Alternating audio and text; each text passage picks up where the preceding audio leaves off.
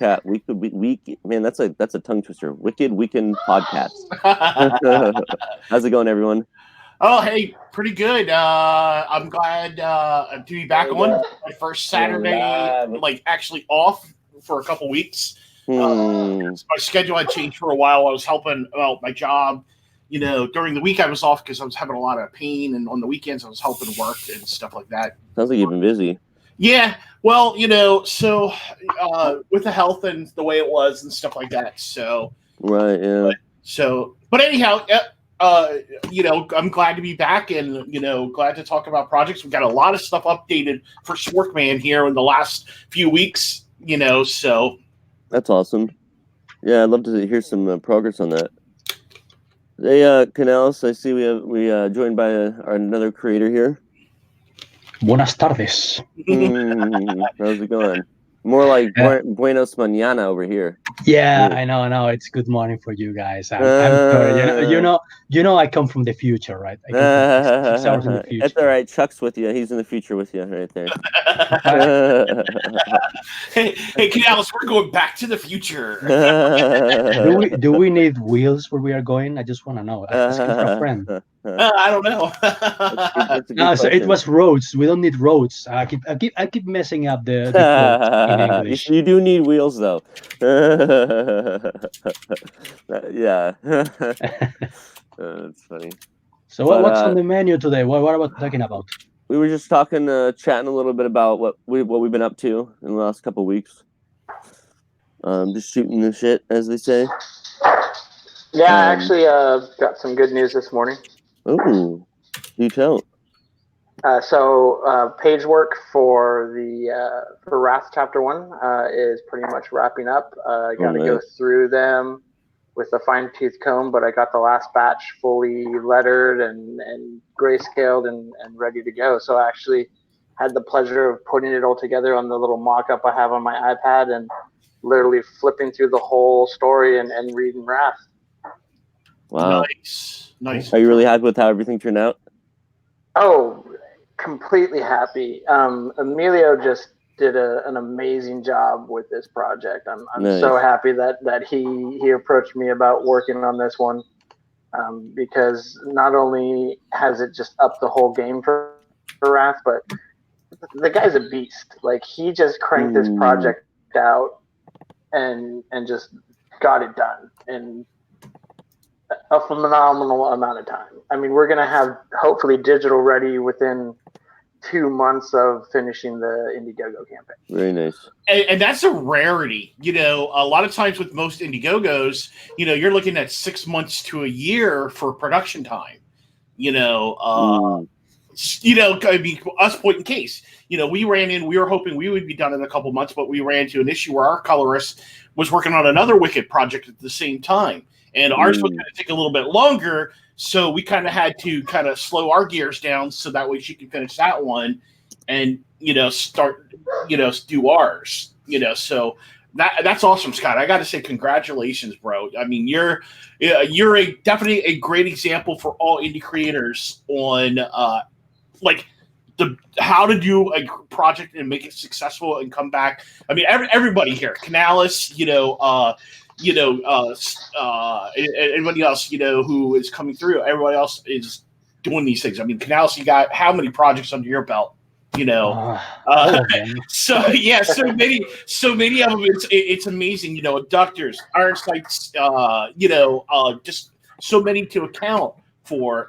It's believable, and I think what you guys are doing is great and great examples for future creators and existing creators. Yeah, I always say that. And a lot of. Sorry.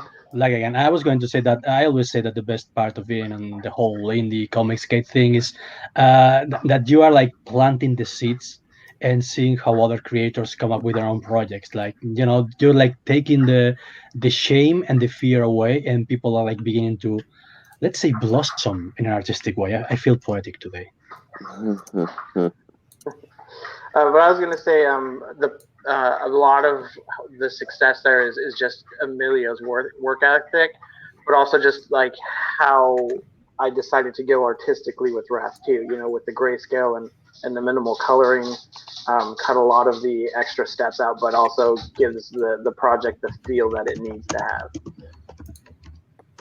Yeah, I think that was a great choice. Yeah, I think aesthetically just really works. I would agree with that completely because it allows like you said, it does speed up production time. And that's what I was saying the other night. I know Scott and I, we were on a stream the other night. When you're creating a comic, there are some times you don't always want to go with, like, for instance, like us, we didn't raise, when we did the original Sporkman stuff, we didn't have the option of doing crowdfunding. That was all out of our pocket. So we went with as much as we could. We got the artwork done. We had to forego the color the first time. So what you do is, the best thing to do is, if you have this idea and you want to get your project out, go with what you can, like Scott said, as minimal as you can to get your project out there to people. And if you can, get it out there and then build your audience and then come back to it. True. Yeah, that's a good way to do it. Part of why I didn't make barrels black and white or color was because because I'm funding out of pocket, so I wanted to, make it as cost efficient as possible. And I think it ended up working just because the black and white works well with the 1920s. So I actually just think it all worked out well, kind of like how Scott was saying, almost in a way. Mm-hmm.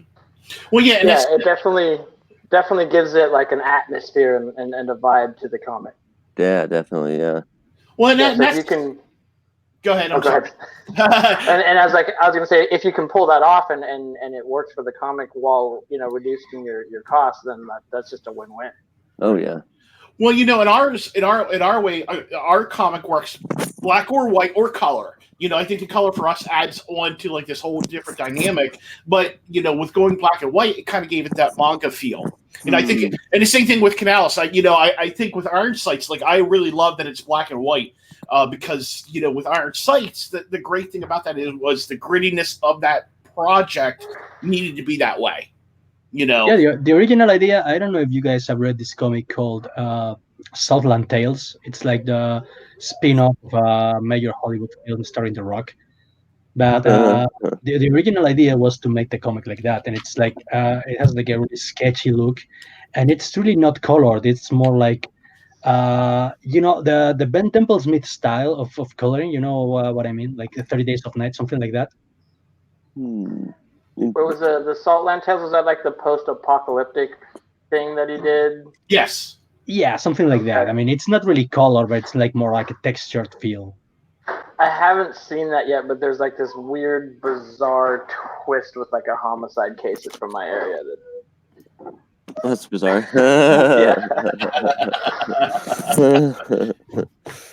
That's funny.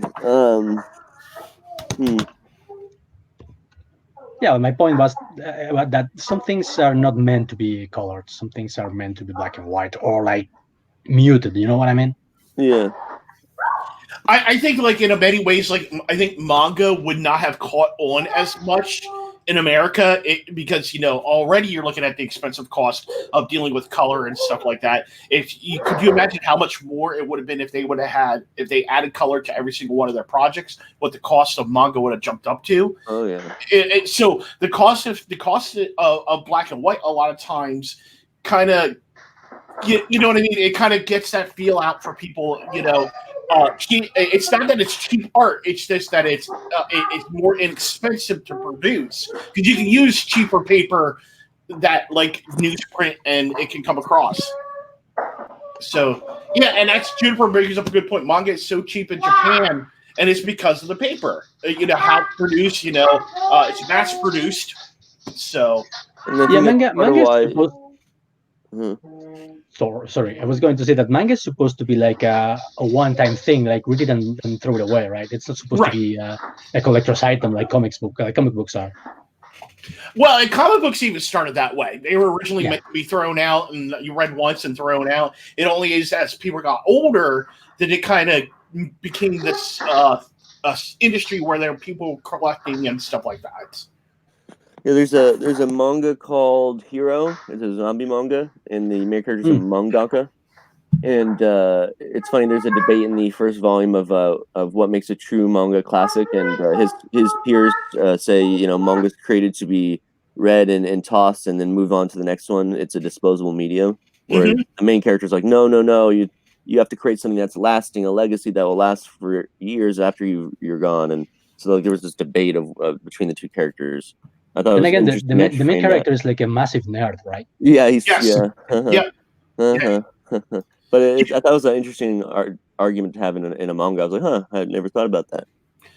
Actually, I just read that for the first time. I'm Hero about a month ago, and I didn't care for the ending, but really? Yeah, the ending was kind of off-putting, but I see how it worked. But I actually did like the whole feel of the show, or excuse me, not the show, but the series. I felt it was very different in terms as a zombie slash type. It didn't feel, in my opinion, it didn't flow with the normal zombie genre. Definitely not. Yeah. So, that was quite unique. But now, coming back to like getting stuff done. Now, one of the great things is Ginger. I mean, I don't know. I'm not sure Canales has been able to see or not, but some of the stuff we've been able to do with Sporkman is getting this stuff out as quick as possible, and that was one of the big issues we ran into was, do we do color, and it slows down production time, or what do? We get it out to people quicker, and that's one of the reasons why we went black and white too. So it was to allow it to get the production value out quicker to people. And people at that time, we were going to do an one shot. People didn't care, So we could print for $1.77 per issue, black and white, because that's another reason why when you go into your print cost, and I know this is where your part is there, Mike, is the production cost on a colored is a lot more. There's a big reason why, and a lot of people don't realize this is a big reason why comics are so expensive. They can't get lower because the production cost to profit cost isn't that much. Am I correct? Because what? Give you an example. I know Indie Planet. I was doing price comparisons the other night with Scott and Neo. Like Indie Planet was charging for 32-page count. Colored was like $3.82. So say you sell that at $4, your value, your production, your profit is not much at all, because you got to split that between your publisher and then to the creator. Well, that's not much profit at all for both companies. Yeah, I don't think anyone thought of comic books as a means to getting rich quick. I think that's more of a love thing, You get into comic books because you love them, not because you're expected to make a lot of money with them. Yeah, I think it's fair. Although I think some people probably think that maybe. I think where people are misunderstood on where the money comes from. A lot of people don't realize it's not the comics that make money. They're the loss leader. It's the merchandising. You can get a project that has a great merchandising idea, or some sort of thing. For instance, like let's give you an example. So let's say we use Iron Sights. The headshot. Canales is known as the headshot guy. You have T-shirts with the headshot guy or something like that. That's how you that's a product you can actually make off of that, and that will get you more money than what the comic would. Yeah, I think comics have a mimetic potential right now. We live in the age of memes. So the comics that get produced are the ones who have this mimetic power to become like T-shirts or Funko Pops or something like that. I would love to see a Funko doll. Man, we need some wicked Funkos, man. Yeah, that would be awesome. They have some higher. I hate Funko dolls because they represent the death of comic books as I love them. But I won't deny that it will be pretty cool to see a wicked character Funko Pops. I know there's I'm a hypocrite customized like that. figures. I'm not a Funko guy either, so I'm right there with you. But the thing is, they are very popular among a lot of people. So it is and the nice thing is they're so easy to produce too. Anybody can really produce the Funko Pops. That's what Eric and we were talking about. Because either one of us are really thinking. But if it's for the customers, if the customers want it, even though I wouldn't want to do it, you got to do it. Right, yeah. I did put a version of a Funko Pop for Charger and Sporkman. I think it's on the first page of Wrath. Yeah. So awesome. Yeah, it'd be cool to have like our own ones at a convention and people come up like, oh wow, they got Funko Pops over here. It's like, these are the wicked ones. It's like, ooh, you can't get these anywhere else. Yeah, we'll just blend in with like every other booth. So. Exactly. So they'll come for the Funkos but stay for the Wicked comics. Yeah. Did you see Jupiter's one? She said, my husband has thousands of them. I made him take some to Second and Charles and get rid of some. It was ridiculous. Oh my God. You know, the thing is, though, for a lot of people, they like collecting them because they're just easy to collect. You know? You got all your characters that you love, and I was surprised. I was actually in GameStop trading in some stuff, and they actually now have a Funko Pop board game. Oh wow, huh? That kind of makes sense. To make use of the figures. Josh, I guess that's the next step, right? I mean, that's why they came up. What? Yeah. Am I hearing voices? Am I the only one? No, it's a small child voice. Yeah, it's a small Scott. I think Scott's playing Death Stranding. That must be his bridge baby crying. Oh, thank God! I thought I was hearing children's voices in my room again. Oh, Burke. That's usually not a good sign. You're just haunted. It's no big deal. Tell you what, if it turns out that my room is haunted, I'm definitely charging those dead bastards for it. Ain't no one gonna live in my house for free. No, she's over here playing with her My Little Pony, so she gets kind of animated. She doesn't have her baby Yoda Funko Pop yet. What are you doing, Father? I don't think I've actually had her sit down and watch. No, actually, she's seen a little bit, and she always goes, "Oh, look at him! He's so cute." He's adorable. You know, that's where a lot of people were talking. Disney dropped the ball on Baby Yoda. Really?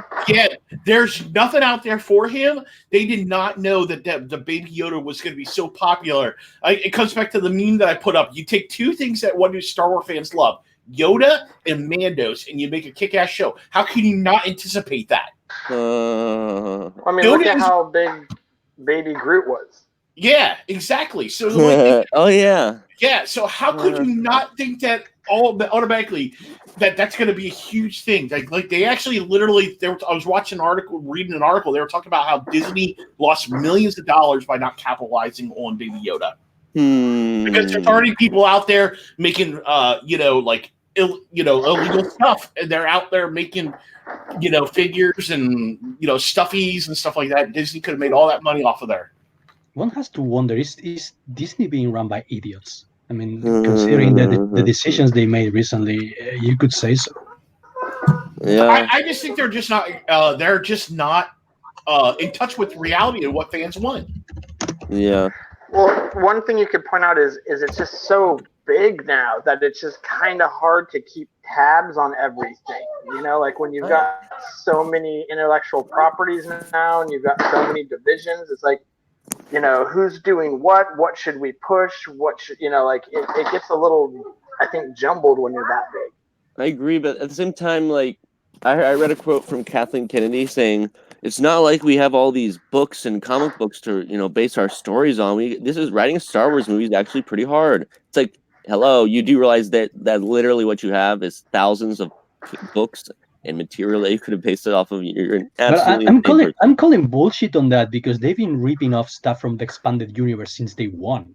Yeah. Right. I mean, the whole Han Solo's boy is a Sith Knight now. That's from the expanded universe. Thrawn is from the expanded universe, and he's on Rebels. I mean, they do know that they have stuff. They just don't care. Well, Coruscant, the planet Coruscant, that was one of the first things ever taken from the expanded universe. Oh wow. Lucas was never going to name the original capital planet. It was not going to be named Coruscant. That was actually named by Kevin J. Anderson in the Thrawn trilogy. That was his name. That was his title for the capital planet. and Lucas is like Canales said, they've been ripping stuff off for years. Yeah, that came into play when they did the prequels. Wow. Yeah, that's really interesting. You gotta give George Lucas kudos because considering everything he did, at least he tried to respect the expanded universe and he tried to respect the fans. Yeah. He wasn't the most competent writer director of all, but at least he tried to show some respect. Yeah, I agree. Yeah. And you look back to the original trilogy, and he was trying something different. No doubt about it. Although, like for a lot of people, the trilogies or the original trilogy, prequels are divisive. For the most part, I loved the first, I loved Phantom Menace. Episode 2, like the whole first half of it, like for me, we were talking about this the other night with Scott and me and Bob about like things they could have done differently and stuff like that, and how we felt things were different. And it's like, then of course Revenge of the Sith, everything was great there until the Vader sequence. No. That just completely ruined like the movie for me. I'm like, really? You made this kick-ass film and you end that whole thing with that, I forgot about this when we were talking about it, but I always thought that like a better way to do that was if he was just so angry that he just like, not a reaction like where's Padme, and he's like, oh, she died or something, instead of just nobody matters anymore. I thought that would have been cool. Like he just kills everyone or something. Yeah, like he's just so angry that he's just dead inside at that point, and that would make so much more sense than that would be a modern. That would be a modern way to end things, but George Lucas was like 60 something or something like that back in the day, and he was clearly paying homage to a lot of classic movies, and that was clearly an homage to James Woods Frankenstein. Yeah. So that was he was actually doing. I mean, the very first Star Wars movies an homage to Akira Kurosawa movies and to spaghetti western and to classic World War II movies. So that's how he does stuff. He doesn't really do cool stuff. He just rips older movies that he likes. Well, the thing is, I've always said, how do you make things look cooler? Set it in space. You take a war movie along with Kurosawa, because that's what C-3PO and R2-D2 were. They were the two peasants from the Hidden Fortress and stuff like that. Because every one of Kurosawa's films, for the most part, everything was told through the eyes of the peasant and stuff like that. So I always said, what do? You take stuff and you set it in space. That's what makes it cooler. And I think George set that trend for the most part and stuff like that. Taking away, like, I think George is a great creator. Like, when it comes to creating universes in his mind, he's fantastic. As a director, not so much. Although, didn't he direct A New Hope? Yeah, but New Hope was not popular when it was first. Yeah, but here's the thing. Here's the thing. The original script for A New Hope, called The Star Wars, I don't know if you guys read it, but I think it was Dark Horse published it in comic book format. Yeah. The original script for Star Wars sucked. It was terrible. It was like Dune, except without memorable characters and memorable quotes. And like if you took off everything interesting from Dune, that would be like George Lucas' original Star Wars draft. So what happened was he passed the first draft around to people whom he trusted, who were like writers and producers and directors, and they told him, George, this sucks. You need to rewrite this. You have to this doesn't work. So he paid heed to them, and he decided to go the monomyth route, and he wrote this classic universal story about the farm boy who goes against the Dark Emperor. Everyone likes that, so that's what he did, and that's why the original Star Wars works. But the original script was more like the prequels. It was all politics, and it had like dozens of characters, and like, I don't know, lots of really weird, surreal stuff. And that's what should have happened with the prequel trilogies. Someone should have told him, George, this sucks. You need to chill and make it more simple and more approachable. Right. Yeah. Yeah. But the problem is what he did was he surrounded himself by yes men and who basically said, okay, well, we're going to be yes men and this is what we're going to do. Sadly, but when you got your own money and you make yourself a $1 billion company, you can pretty much do what you want. Yeah, I guess being successful is the worst thing that could have happened to him, or at least to his creativity, because everything that came after he became rich was like, I wish I almost wish he had written the prequels, but gotten other directors to direct them. That's where I agree with you 100%. Because for me, like, A New Hope is actually like my worst film. Like in terms of like the original, like I do not care for George Lucas as a director. As a creator, he is excellent. I loved Empire and I love Return of the Jedi because other people directed it and when they were able to take George's vision and create something great with it. Yeah, exactly. I think that worked really well, honestly. And that falls in with Willow the same way, and it falls in with Indiana Jones the same way. Yeah. Keep in mind, he wrote those too.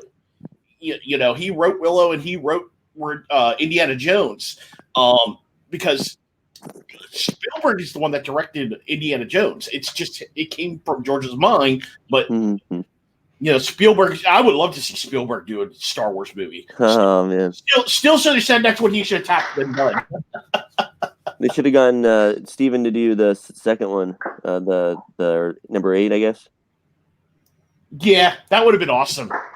Hell yeah! Well, I think the guy who directed it, whom I believe was a filmmaking director at. You mean the monster who directed it? Yeah, I think it was. Oh no! Wait, you're talking about 8? Oh wait, which one are you talking about? Colin Trevorrow. Garth Edwards, you mean? Yeah, scratch that. I was thinking about Empire Strikes Back. I was going to say that the guy who directed that movie was George Lucas' old filmmaking director back in college. Oh, really? He gave him. But yeah, I mean, I don't think the guy's still alive, but it should have been one of those guys directing Episode 8. Because holy shit, man. Yeah, for sure.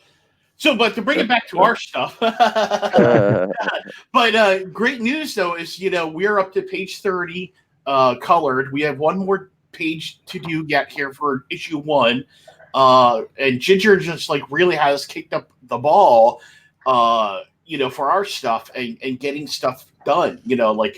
She's hit her confidence. And I think the Changeling helped that, and because ours was very daunting. I mean, if you guys have seen the black and white of our stuff, it is, you're taking a lot of stuff dealing with explosion and action, and you got to translate that into good colors. I think that was a lot for her. And, for her to go back and do Changeling for the time, that gave her the confidence she needed to do ours. Right. Yeah, that's awesome. And don't forget the speed lines. The speed lines, yes. See, that's the super kill. Like, a lot of people don't realize, like, the last few pages of our comic, besides like 30 and 31, there's like literally the amount of speed lines in it is ridiculous. Like it is speed line heaven. Like you have speed lines, well, we'll take it and amp it up by 65 because that's exactly what we did.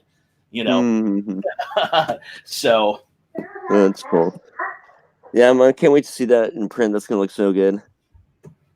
The whole thing complete, I'm excited for it because, getting to work on it, I loved it in black and white. Because, like, I felt like, we've talked about this before, like, about possibly doing a manga version of it. And, I think the colors, something, for me, I like when something's a 10 automatically, but then colors, like, amp certain things up and make it an 11. And that's what Ginger really has done with that. I could not be satisfied. I had another couple of colors that I would have chose, but for what Ginger is doing, I'm loving it. Probably I'm going to bring her back for the next project, most likely. Oh, that'd be cool. Nice. Very cool, man. And she was able to, the nice thing is, too, is I gave her conventions, so I was able to have her kind of stick to the colors that were in conventions to kind of make it uniform across the two comics. Yeah. Yeah, she's very talented. It's really nice that you guys have been able to work with her on that. Yeah. So, but that's where we're at. So right now I'm actually on page 20 lettering right now. and doing the lettering and stuff like that. Eric is I put a post on the other day about where we're at on like some of the other stuff. Unfortunately, we're still dealing with the t-shirt creator. We're screwing up the t-shirts. So we're waiting on him to finish that batch to reprint them. Haven't heard anything from him. And then we're waiting for the posters till after the holidays because right now during the holiday time we don't want to print stuff and then we're waiting for that stuff to go through because of the holidays and then they're just sitting around till the book is finished. So we'd rather just wait till we're ready to go into like once you guys approve it, send it over to the printers, and that's when we'll do the printing for the actual, for the posters and everything. Yeah, it makes sense. Nice. So, do you guys have a estimated time of release at this point? Right now, no, because everything's still up in the air because of the holidays. I'm hoping. And this is something I really stressed, in the last post was I really apologize about the timeline. I did not expect us to run into the issue that we did because when talking with Ginger was like, okay, yes, I can do this. Here's what we're doing. So we were estimating about 3 to 4 months on getting the stuff, getting everything, colored and printed or colored and lettered. The problem is it didn't end up being that way. So I actually did apologize to everybody and I even offered refunds because that was my screw up because, I fell through on my part, so, but luckily a lot of people have been understanding. And since I've been very forthright in saying, here, this is my screw up. This is what, you know what I mean? That I don't want that to be on the backers there with their money. I want them to, but everybody's been approving as long as I've been keeping everybody up to date.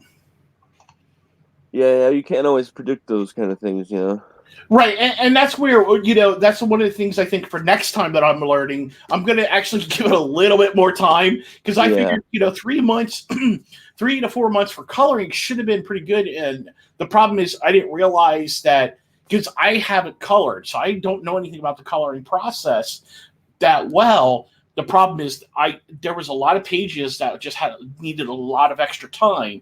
And like I said, Ginger was just really struggling with it because of how much work was needed.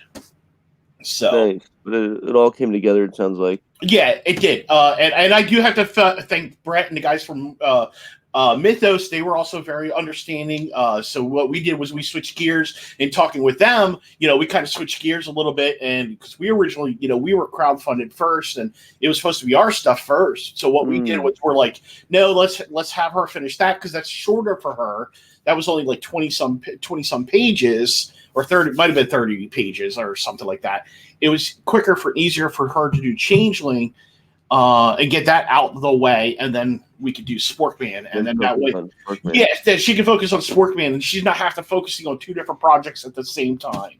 So, we did work with that with the other creators, so that was one of the great things. Working especially with a publishing team, not just with Mike and those guys, you're working with other fellow creators, and if you're using the similar talent, the best thing to do is you got to work with your other teams too.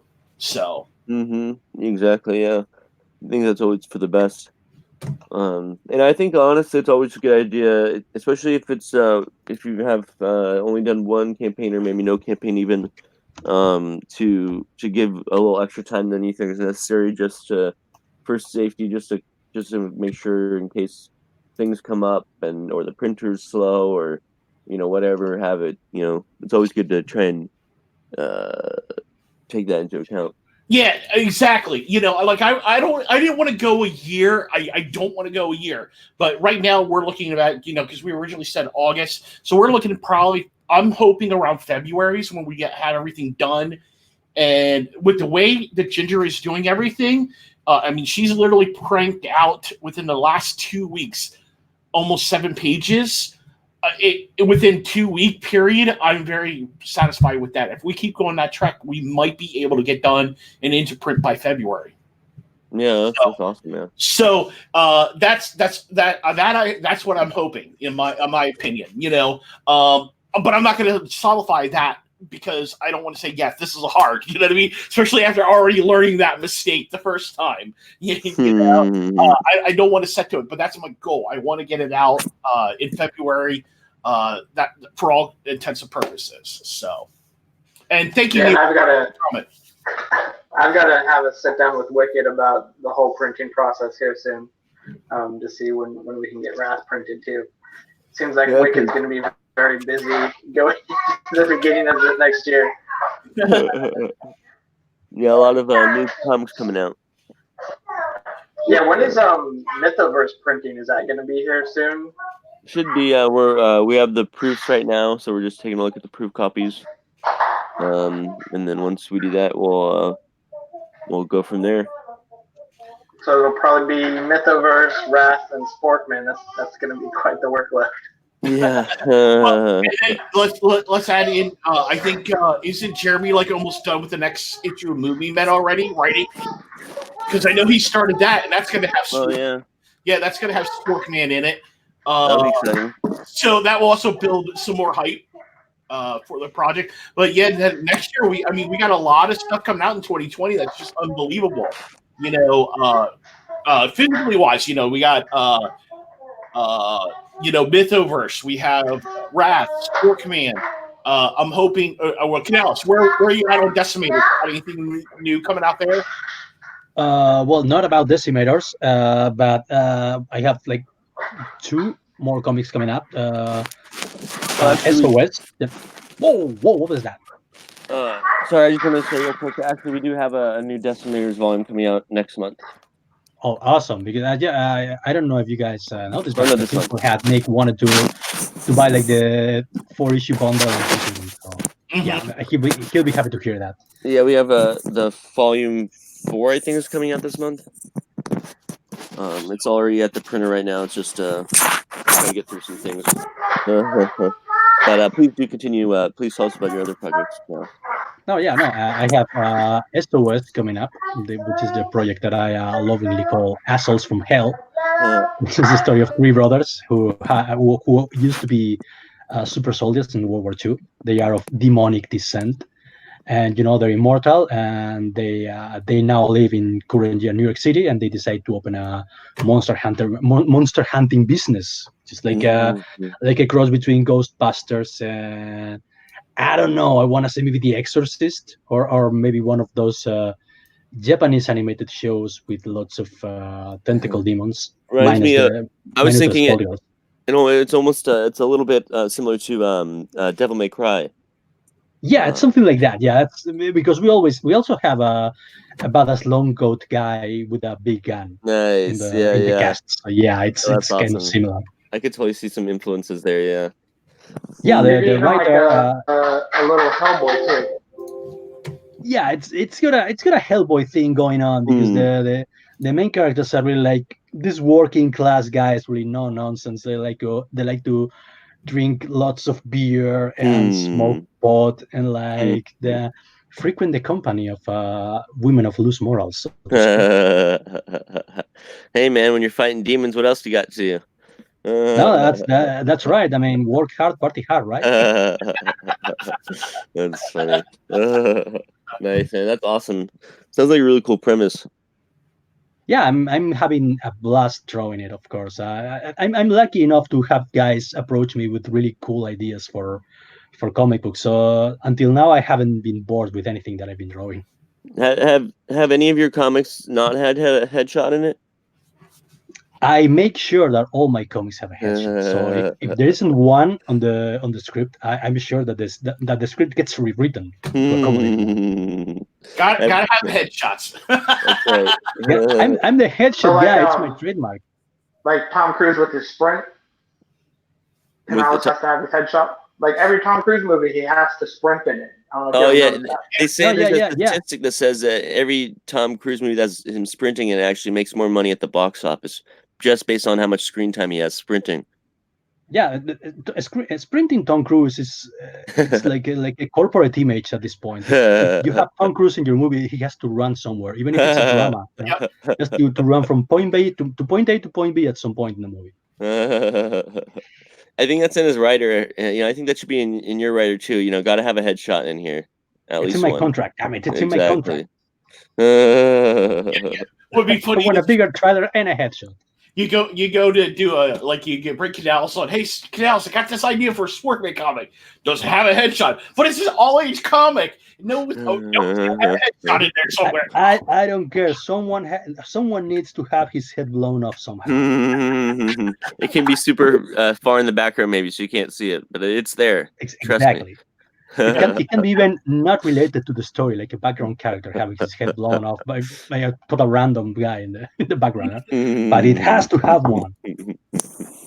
Oh, that's funny.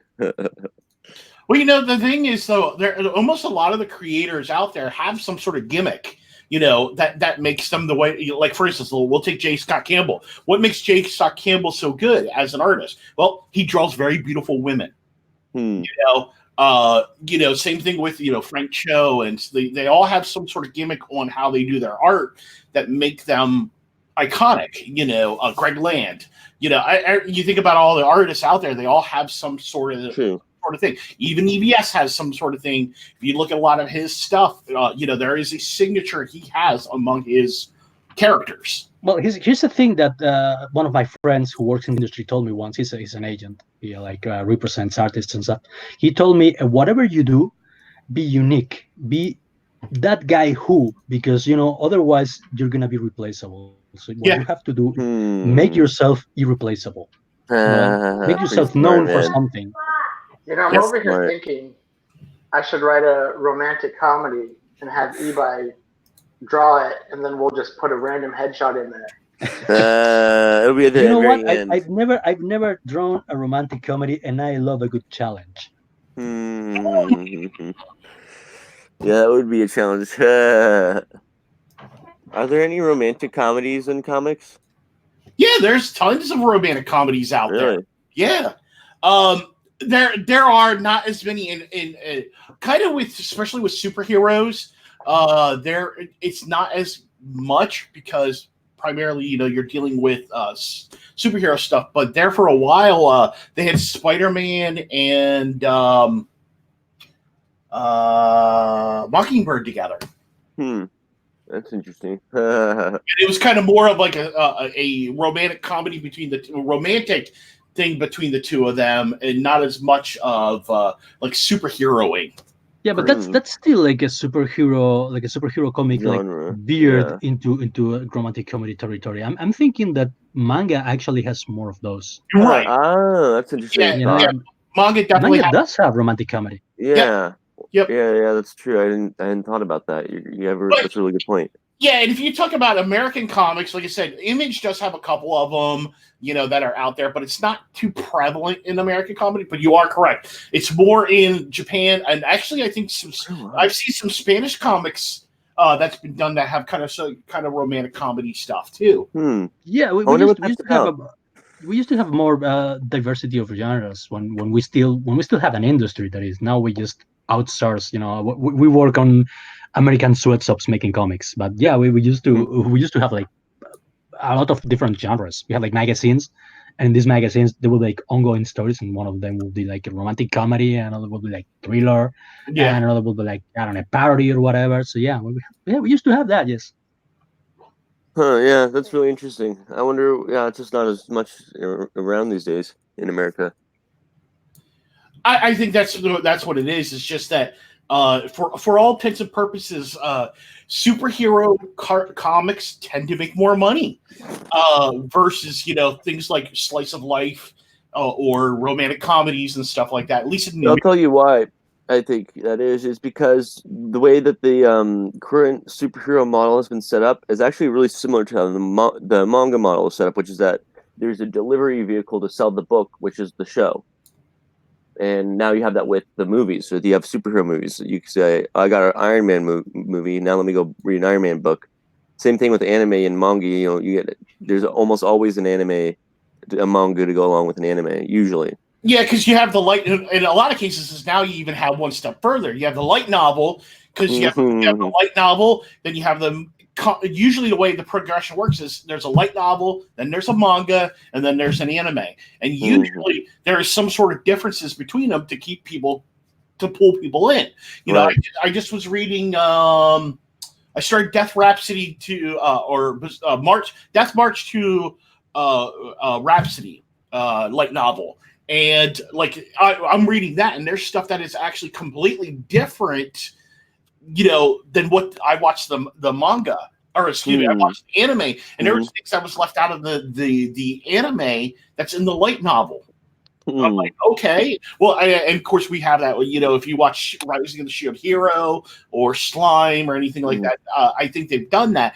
I think anime or American comics, for the most part, has always had that tie together where it's all, and especially since the 80s. You know, in order for a series to get popular, because look at Teenage Mutant Ninja Turtles. So that started out as a fan comic. You know, it was all by itself. What did they do? It was actually a rated R comic. They dumbed down a little bit, made it more palatable for the masses, and they created how was it got popular? They created a cartoon.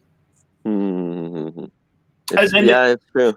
And that's basically how it's been since the 80s. Like popular stuff, it usually gets popular because it has some sort of animation with it or movie to kind of put it over, you know, or put it into the mass media people's eyes and stuff like that. True, and if you think in another way, I think it's almost like I guess people have been doing that forever. I mean, like look how they used to. I mean, sell toys, Transformer toys. And, you know, you put a TV show on and now everyone knows what it is and they go out and buy the toys. But which was also taken all from the Japanese. It all comes full circle. Yeah, because I don't know if you guys watched the Toys That Made Us. I highly recommend the show, by the way.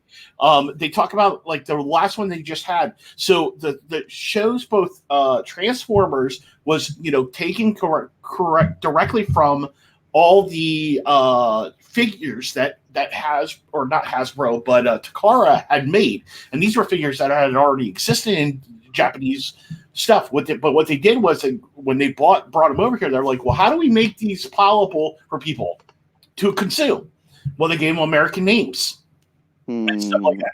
Power Rangers, you know how Saban did Power Rangers? Everything, all the Sentai stuff is actually Japanese actors. What they then did was they filmed the American stuff and they spliced them together. Oh yeah, that's right, huh? Yeah, I can totally believe that, because when you see the guys acting when they're on the suits, you can tell they're Japanese. No American moves like that. Yeah. That's really funny. That's interesting.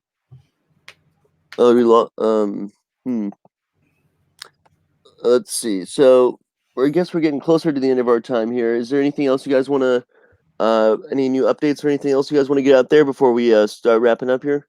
I would just say, just if you guys want to keep following us, we do posting by, updates generally on Twitter. It's just easier. And I try to do like every 2 weeks on Indiegogo and Kickstarter. So if you want to keep the up-to-date stuff, just follow us on Twitter.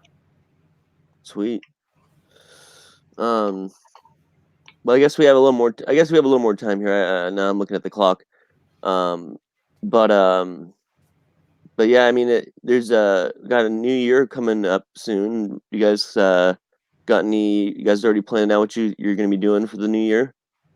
I know for us right now, Eric and I, we still have On the High Seas. That is that's about 95% done written. Nice. We kind of put the brakes on that for right now because of dealing with trying to get the Sporkman Goes to Japan stuff done. And Eric has been dealing with some stuff on his business and working on getting that fulfilled from his Indiegogo that he had. Also, I have written for the. I have a series called Volt Chaos, which we talked about there, called Volt Chaos Myth Gods. Nice. That first issue is about 50% written. Very nice. And also, Eric's got another project he's working on, and I'm actually working with Bob Jones Nice. Don't know him. He runs a Nerd Over 30 channel. He's a great guy. He's a great guy. Great guy. There's a project I have called Dead New Detectives. And him and I are working on that together. It's about a killer who kills on there's two cycles. There is the basically it's called the full moon and then the black moon lunar cycles, and these are actual events. So basically there's a serial killer that kills on these cycles. And this detective is trying to hunt down the killer. Cool. Huh, sounds interesting. So it's going to be like having to try and figure this out because he's not using like the similar pattern. I'm kind of guessing. Yeah, because actually, but there's a on the original full moon pattern that with blue moon, there's actually there's 1 month that does not have any two moons that a 2 moon cycle can fall into. That's February. Okay, and there's never a blue moon in February. Well, the first cycle, the killing basically the killer kills on that cycle, and then he flips it up on the second cycle. Okay. So they're trying to figure out that it's actually going to be set during. We're actually going to set it during World War II. Oh, nice. And it is actually good. The main character is a female, and one of the problems she's going to deal with is one of the things we actually deal with. She gets framed for the crime. A classic. She gets framed. Yeah, she gets framed for the crimes of the murders because she knows about what's going on because it's something to deal with her family and stuff like that. So, but we actually added we're actually adding some supernatural elements into it and stuff like that. But it is going to be kind of more of a mystery type thing and stuff like that. So. Yeah, and then of course I have Neo says a speedster hero and a detective series. You find new ways to keep my attention. Yeah, the creativeness. I think a lot of my thing comes back to we don't have enough of these series out there, and I really wish American comics would start getting into a lot of these topics. That's one thing I love about Japan. They don't any topics they'll hit any topic under the sun. Yeah, that's why I don't understand when people say they don't like manga. I always ask, what kind of manga? Because there's tons of genres. Yeah. You have like horror, you have superheroes, you have romantic comedy, a thriller, whatever. I mean, sci-fi. Saying I don't like manga. Yeah, I don't like manga. It's like saying I don't like movies. Which genre of movies? I think, and that's the same thing people come back to. I don't like anime. Well, what kind of anime don't you like? It's like Japan has, and I always tell people, I said there is not anime. Every anime is not the same. At least I've gotten out of my sister. She's like, I don't like anime. I'm like, what about anime don't you like? Well, I don't like the drawing. Okay, that's understandable. But when you say you don't like it because you don't know what genre you're gonna, you know what I mean? Yeah. So I think if people enjoy American cartoons, then there's no reason they wouldn't enjoy Japanese cartoons. Yeah. Exactly.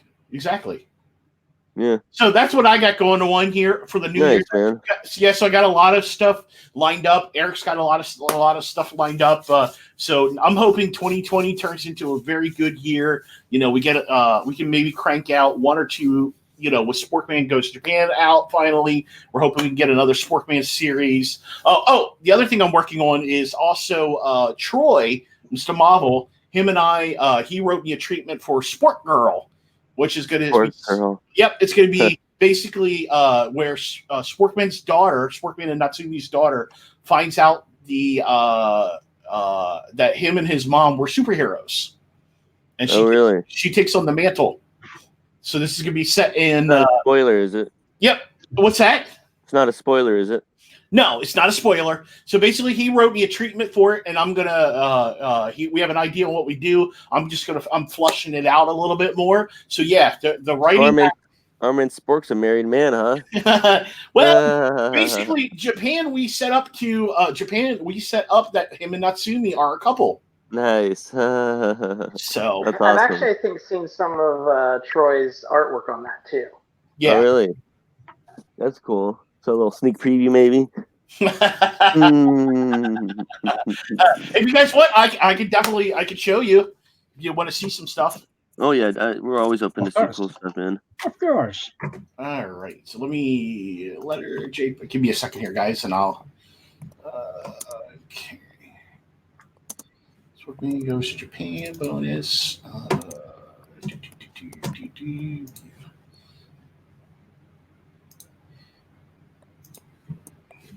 All right, so let me jump over here to StreamYard, and then I'm going to go to share my screen, and then. Sorry, give me a second here. I gotta move.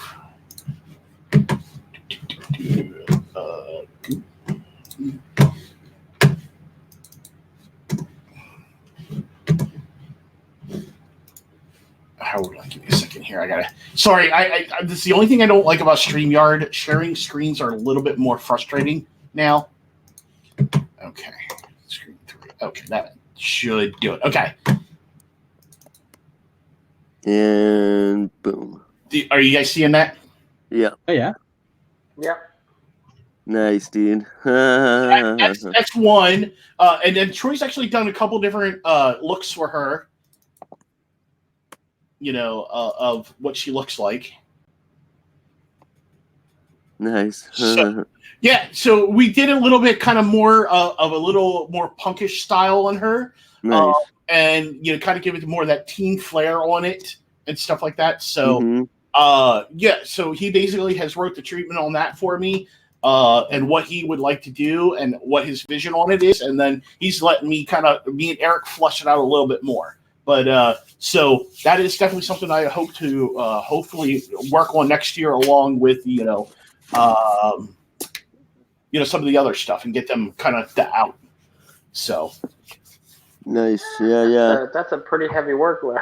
Well, you know what though? To keep yourself busy, you gotta come up with something. Like Troy was telling me the other night when we were talking, he's like, yeah, but I want you to overload me to keep me busy, because that's how you keep yourself, not getting idle, and it allows your creativity, in my opinion. And there's times that, like, if I get overloaded, I step back and I may not work on something for a couple days or something like that to kind of get my detox going, and then step back. That's how you keep the creative juices flowing, in my opinion. Yeah, I need to do that more often, because I haven't stopped working like 18 months now. You gotta remember to take time for yourself sometimes. Yeah. No, I know, and I need to try and sleep every now and then too. I heard it's a pretty cool thing to do. I for about 4 or 5 months ago, I was listening to a lot of rap music, and I was like, oh yeah, these guys are smart. They're staying up all night, getting all this work done. How great is that? And then I realized, no, wait, you actually need sleep. I should stop doing this. So I started sleeping. Yep. It's like, yeah, it makes all the difference. But it allows your mind also. The other thing too is it allows your creativity. I found that when I don't sleep, like, I find that like my brain just doesn't function, and I have sleep problems. No, it tires your body and it tires your mind, and you find yourself unable to focus, and that you get tired of drawing at the first panel. Yep. It's not just a physical thing. It's also a mental thing, and you have to be fresh mentally and physically to draw a comic book, because it's really taxing. Yeah, I get that. Yeah. And it's the same thing with writing. Both things are the same way. I find that, like I said, I like when I'm not sleeping, because I have sleep apnea already as it is. And so if I don't sleep right and I don't get a good night's sleep, like, my entire brain, even going to work regularly, like, I'm just like, and I forget things, and so it is completely 100%. It is important to get that sleep on the creative process. Yep. Yeah, sleep apnea is the silent killer. Yep. Yeah. Well, actually, interesting thing, the doctor believes, and this is something I don't know if you guys know about me. So my mom died at 39 from a heart attack. She was overweight. They now believe she actually died of sleep apnea. This was back in '87, where that stuff was not diagnosed. Really? Yeah. It puts so much strain on your system when your body's supposed to be in a regenerative state. You're literally like killing yourself as you're sleeping, and you have no idea. I actually was, and to go one step further, so I actually have sleep apnea with hypoxia. So I'm actually starving my brain of oxygen at nighttime when I don't sleep. when I went in for my sleep study, I stopped breathing 100 times within an hour process. Holy shit! Yeah, he's severe. Yeah, I'm severe. Like they literally said to me, "We have not seen a case as bad as yours." Wow. Oh, shit. I've experienced that myself due to stress reasons. There was a time in my life, health problems in the family and all that, and I was really stressed out, and I suffered from that. I mean, I couldn't fall asleep without suffocating, and it was hell. Yeah, weight has a lot to do with it. There's so many different things. Yeah, I'm also a slightly fat guy, so yeah. I'm the same way. About it. Yeah, so that's part of my problem. But I find even for that, if I don't sleep, like just trying to do things normally, and that's one of the big problems why I suffer from a lot of back issues and stuff like that, because I have sleep apnea, so I don't sleep right to begin with. So, but other than that, yeah, it is effective. That's why it is important. Everybody has to sleep. Don't negate sleep just because you got to get something done. You got to get sleep when your mind's focused to do what it needs to do. So, Chuck, you did hear that rat, the original idea came from my sleep apnea, right? What? No, I did not. Yeah, the basic idea was, like after I was diagnosed, is I was kind of thinking like my body's doing all this stuff that's really bad, and I had no idea. Like, what if my emotions got away from me while I was sleeping? And that was like the original like spark for that. Nice. Yeah, isn't that interesting? I'm not trying that either. Well, so you have sleep apnea too, Scott? Yep. I was diagnosed, I think, almost 2 years ago. But yeah, it's a trip. Yeah. Really? Always have to be aware of it, I imagine. Oh, yeah. Yeah, you have to, because like literally, I'll give you an example for myself. What happened was, so how I basically got diagnosed, I was having a lot of problems. My uncle had died. I was having a lot of problems sleeping, and I was gaining rapid weight. And that's actually a big indicator, by the way. Something's going on, because when your body should be losing some sort of weight while it's sleeping, because that's when it processes everything. During this reparative stage. The problem was with me not sleeping during that time period, basically was the body was not processing the stuff that it needed to. So I started having I have IBS already to begin with. That started acting up, having stomach problems. It affects everything, mental clarity, not sleeping at all. And there was times I'd sleep for like an hour and I'd be awake. And then I wouldn't sleep at all again. So we had actually gone to a convention, and my best friend's wife, Donna, who's a nurse, Eric's wife, she's like, you're waking up and you're not breathing and stuff like that. She's like, I was listening to you. She said, you're stopped breathing for over 2-3 minutes at a time. She's like, you need to go in and get checked for sleep apnea. I'm like, what's that? She's like, just listen to me. Go do it. So I went to my doctor, talked to him. My doctor's like, no, I don't think you have sleep apnea. I need to get a second opinion. Went to a second opinion. They said, nope, got to get you in right away. And yeah, so and I was like that for basically a 2-year cycle. Like I was fighting the doctor to diagnose me. So finally, going to a different doctor allowed me to get diagnosed. So I've had sleep apnea for I was diagnosed 5 years ago. So I've always had a machine. And yeah, I have to take it everywhere I go. I can't, and that's the thing is I can't sleep during the daytime. I have to fight sleeping during the daytime, because if I sleep during the daytime, it screws up my nighttime sleeping. Oh wow! So yeah, so it's a cycle you have to pay attention to. Yeah, that's tough. Yeah, I have a type 2 diabetes, and that's like a synergistic screw you over if you're not paying attention to either one of them. Man, that's really tough too. Because if you're not sleeping, I don't know if you know this, but you actually get into a restorative state, and that's when your body naturally lowers its blood sugar. So if you're type 2 diabetic, that's basically you should be waking up with low blood sugar. But if you have sleep apnea, you're not getting to that state, so your blood sugar is never coming down. Yep. Okay, you guys convinced me. I need to sleep more. This PSA brought to you by Sportsman and Rat. You can come clear. This was some kind of intervention, right? Right, You guys exactly. go together. And, We're oh not man, on the. if We're I not live. Actually, this isn't a podcast. This is an intervention for you. We're all your friends here, Canales. you sleep more, Canales, you can go on sleeping only 4 hours a night. We're not Batman. Well, actually, Batman sleeps like an hour a night. Yeah, so I heard he does like some weird of Tibetan meditation thing, and that allows him to only sleep like 1 hour a night. I'm Well, you calling know what's bullshit. funny? There's actually this sleep method that was developed, I think, in like the 20s or 30s by this guy, and it involves taking only half-hour naps, and you take, I think, like 4 to 6 a day. I can't remember. There's a certain amount you take throughout the day, but it allows you to like get rid of like five or it's like you can sleep for just a very small amount of time, and you supposedly feel completely rest. Yeah, so I heard. My dad actually met a guy in Thailand once when he went there to train at a Muay Thai camp, and he was a cab driver, and he told him that he worked like 24 hours on the clock, and that he only slept like 1 hour every now and then, and that yeah, like he slept like 1 hour awake and 1 hour slept, like asleep, like round the clock, and that somehow his body had gotten used to that. Now, I don't know. That was like 10 years ago. Maybe the guy's dead now. I had a guy I worked with only slept 2 hours a night. He was military. Jesus. Well, he was an older gentleman, and from the military, he was in Vietnam. They learned to sleep only a couple hours because they always had to be alert.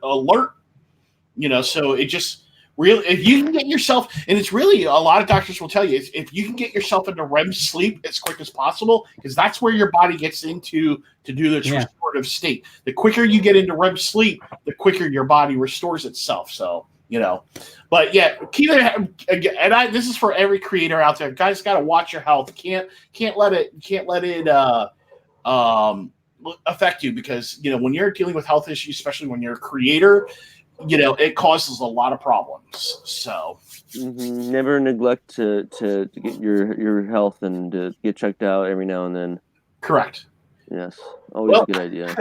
I actually got to get going here. I got to get on working.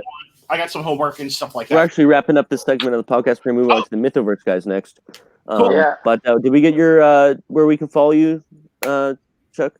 Pretty much you can follow me on everything at Sporkman Studios. Instagram, YouTube, Twitter, Facebook. Everything's at Sporkman Studios. Very nice.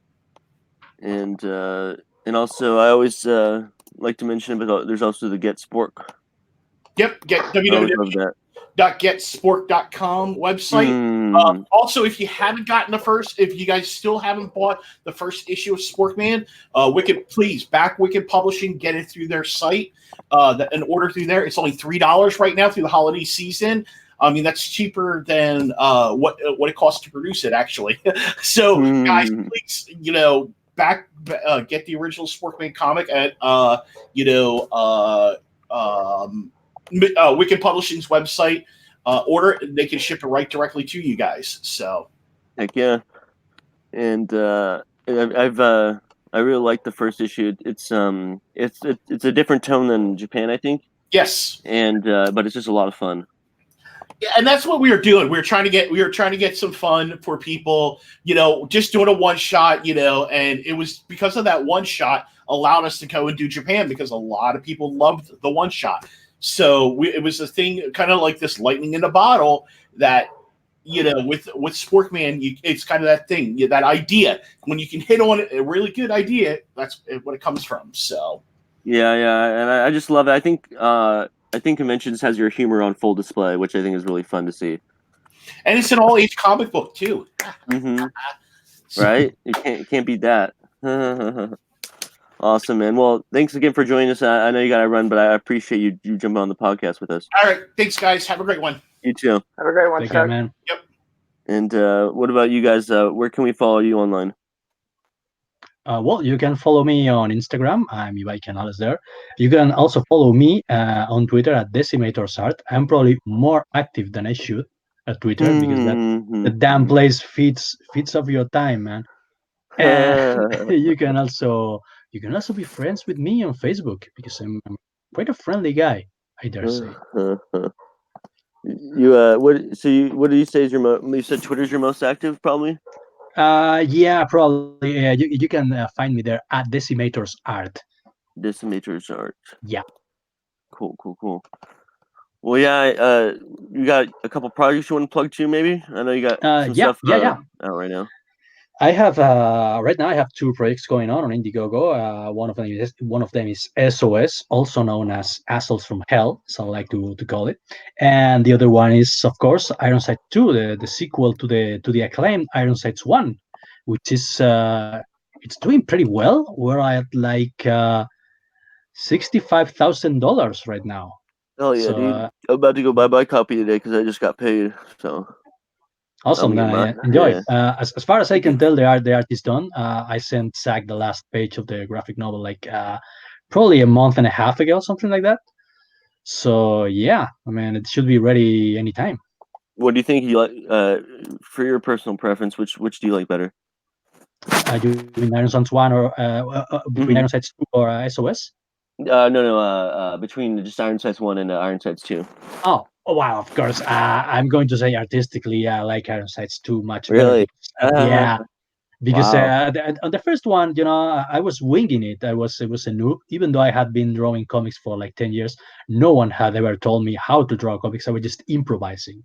And, it wasn't until I met Zach that I finally got some feedback, good and bad. And, I learned how to do stuff.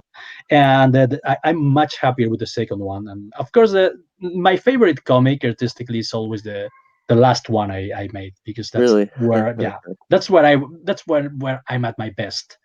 And also the story is much more streamlined. It's crazier, more violent, because the first one was supposed to be a movie script. This is straight up comic book script. It's more adventurous, more fun.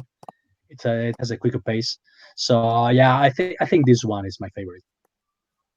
Very nice, man. Yeah, I can't wait to read it. I really enjoyed the first one, and so I'm looking forward to that next one. Thank you, appreciate it. Yeah, you're welcome, man. And then any other new projects, real quick, on the horizon? Yeah. Oh, of course. I have Johnny's Law coming up, written by Alejandro Garcia, also known as A Cold Piece on Twitter. It's a shorter, quicker story about it's a typical story. It's a traditional. I don't want to say typical. A traditional story, old school story about a contract killer, a world's best hitman who gets manipulated into going against his own code of conduct, and he turns against his employers. And it's as I said, it's a classic story with lots of martial arts and gunfights and stuff. And I'm also having a great time drawing it. It's coming up, I think, maybe February or March, something like that. Nice, man. Very nice. Well, I'll definitely be on the lookout for that one as well. And Scott, where can people follow you online? You can follow me on Twitter. It's at Kishkuman. And like I was saying, we just got the last pages for Wrath this morning, so Emilio's pretty much done with chapter 1 at this point, in case we have to do any small changes. But right now it's me and Drew just finalizing covers and credit pages, and we should be getting that digital copy out, and then we'll start working with you guys to get the print copy out early next year. Excellent, man. And I am correct, the book is no longer in demand, is that right? Or no, it still is. We're going to keep that open until we get the proofs, and then get that final count to send off to the printer. Very nice. So since the book is still in demand, if you haven't picked it up yet, go get your copy. Yeah, definitely go check that out, because if you want in, and also we are funded, but those are going to help us get into chapter 2, which when I'm not working on finishing chapter 1, we've been working on that. We've even teased that we have the variant cover finished, which after we get the final touches on 1, maybe we'll start teasing that. Very nice, man. That's awesome. Well, thank you both very much. I very much appreciate you coming on this Wicked Weekend Saturday. You guys got some more plans, so I'm sure you guys got a lot of stuff to do. But yeah, I think we're both very busy. I want to sleep now. I want to sleep and enter into a restorative state as quick as possible. Right now, all that sleep talk. Now we gotta take a nap. Get that REM sleep. Oh, that's funny. All right, guys. Well, we're gonna bring on the Mythoverse crew, but again, thank you for joining us, and we'll see you guys on the next episode. Yep, it's our thanks for holiday having us. episode next, guys. Looking forward to that. That's usually the way we did that one last time. Is no segments. Everyone just comes on on a madhouse. That's always fun. But also, all right, guys. I'll talk to you later. Take care. I'll talk to you later, guys. Welcome. How's it going? Hello. Thanks for joining us today. Absolutely. And I'd like to forewarn you that I'm on my phone, and Streamlabs has warned me that mobile support is experimental. So if anything goes wrong, I'll blame it on Streamlabs and give them the proper feedback. There you go. Well, unfortunately, you're coming through loud and clear on our end. So well, that's wonderful. I'd like to forewarn you that I'm outside on the corner by my new house. I'm doing a bunch of yard work, and I'm working with some contractors. So if there is a vehicle in the background, that's where it's coming from. I'm sitting Consider right by us forewarned.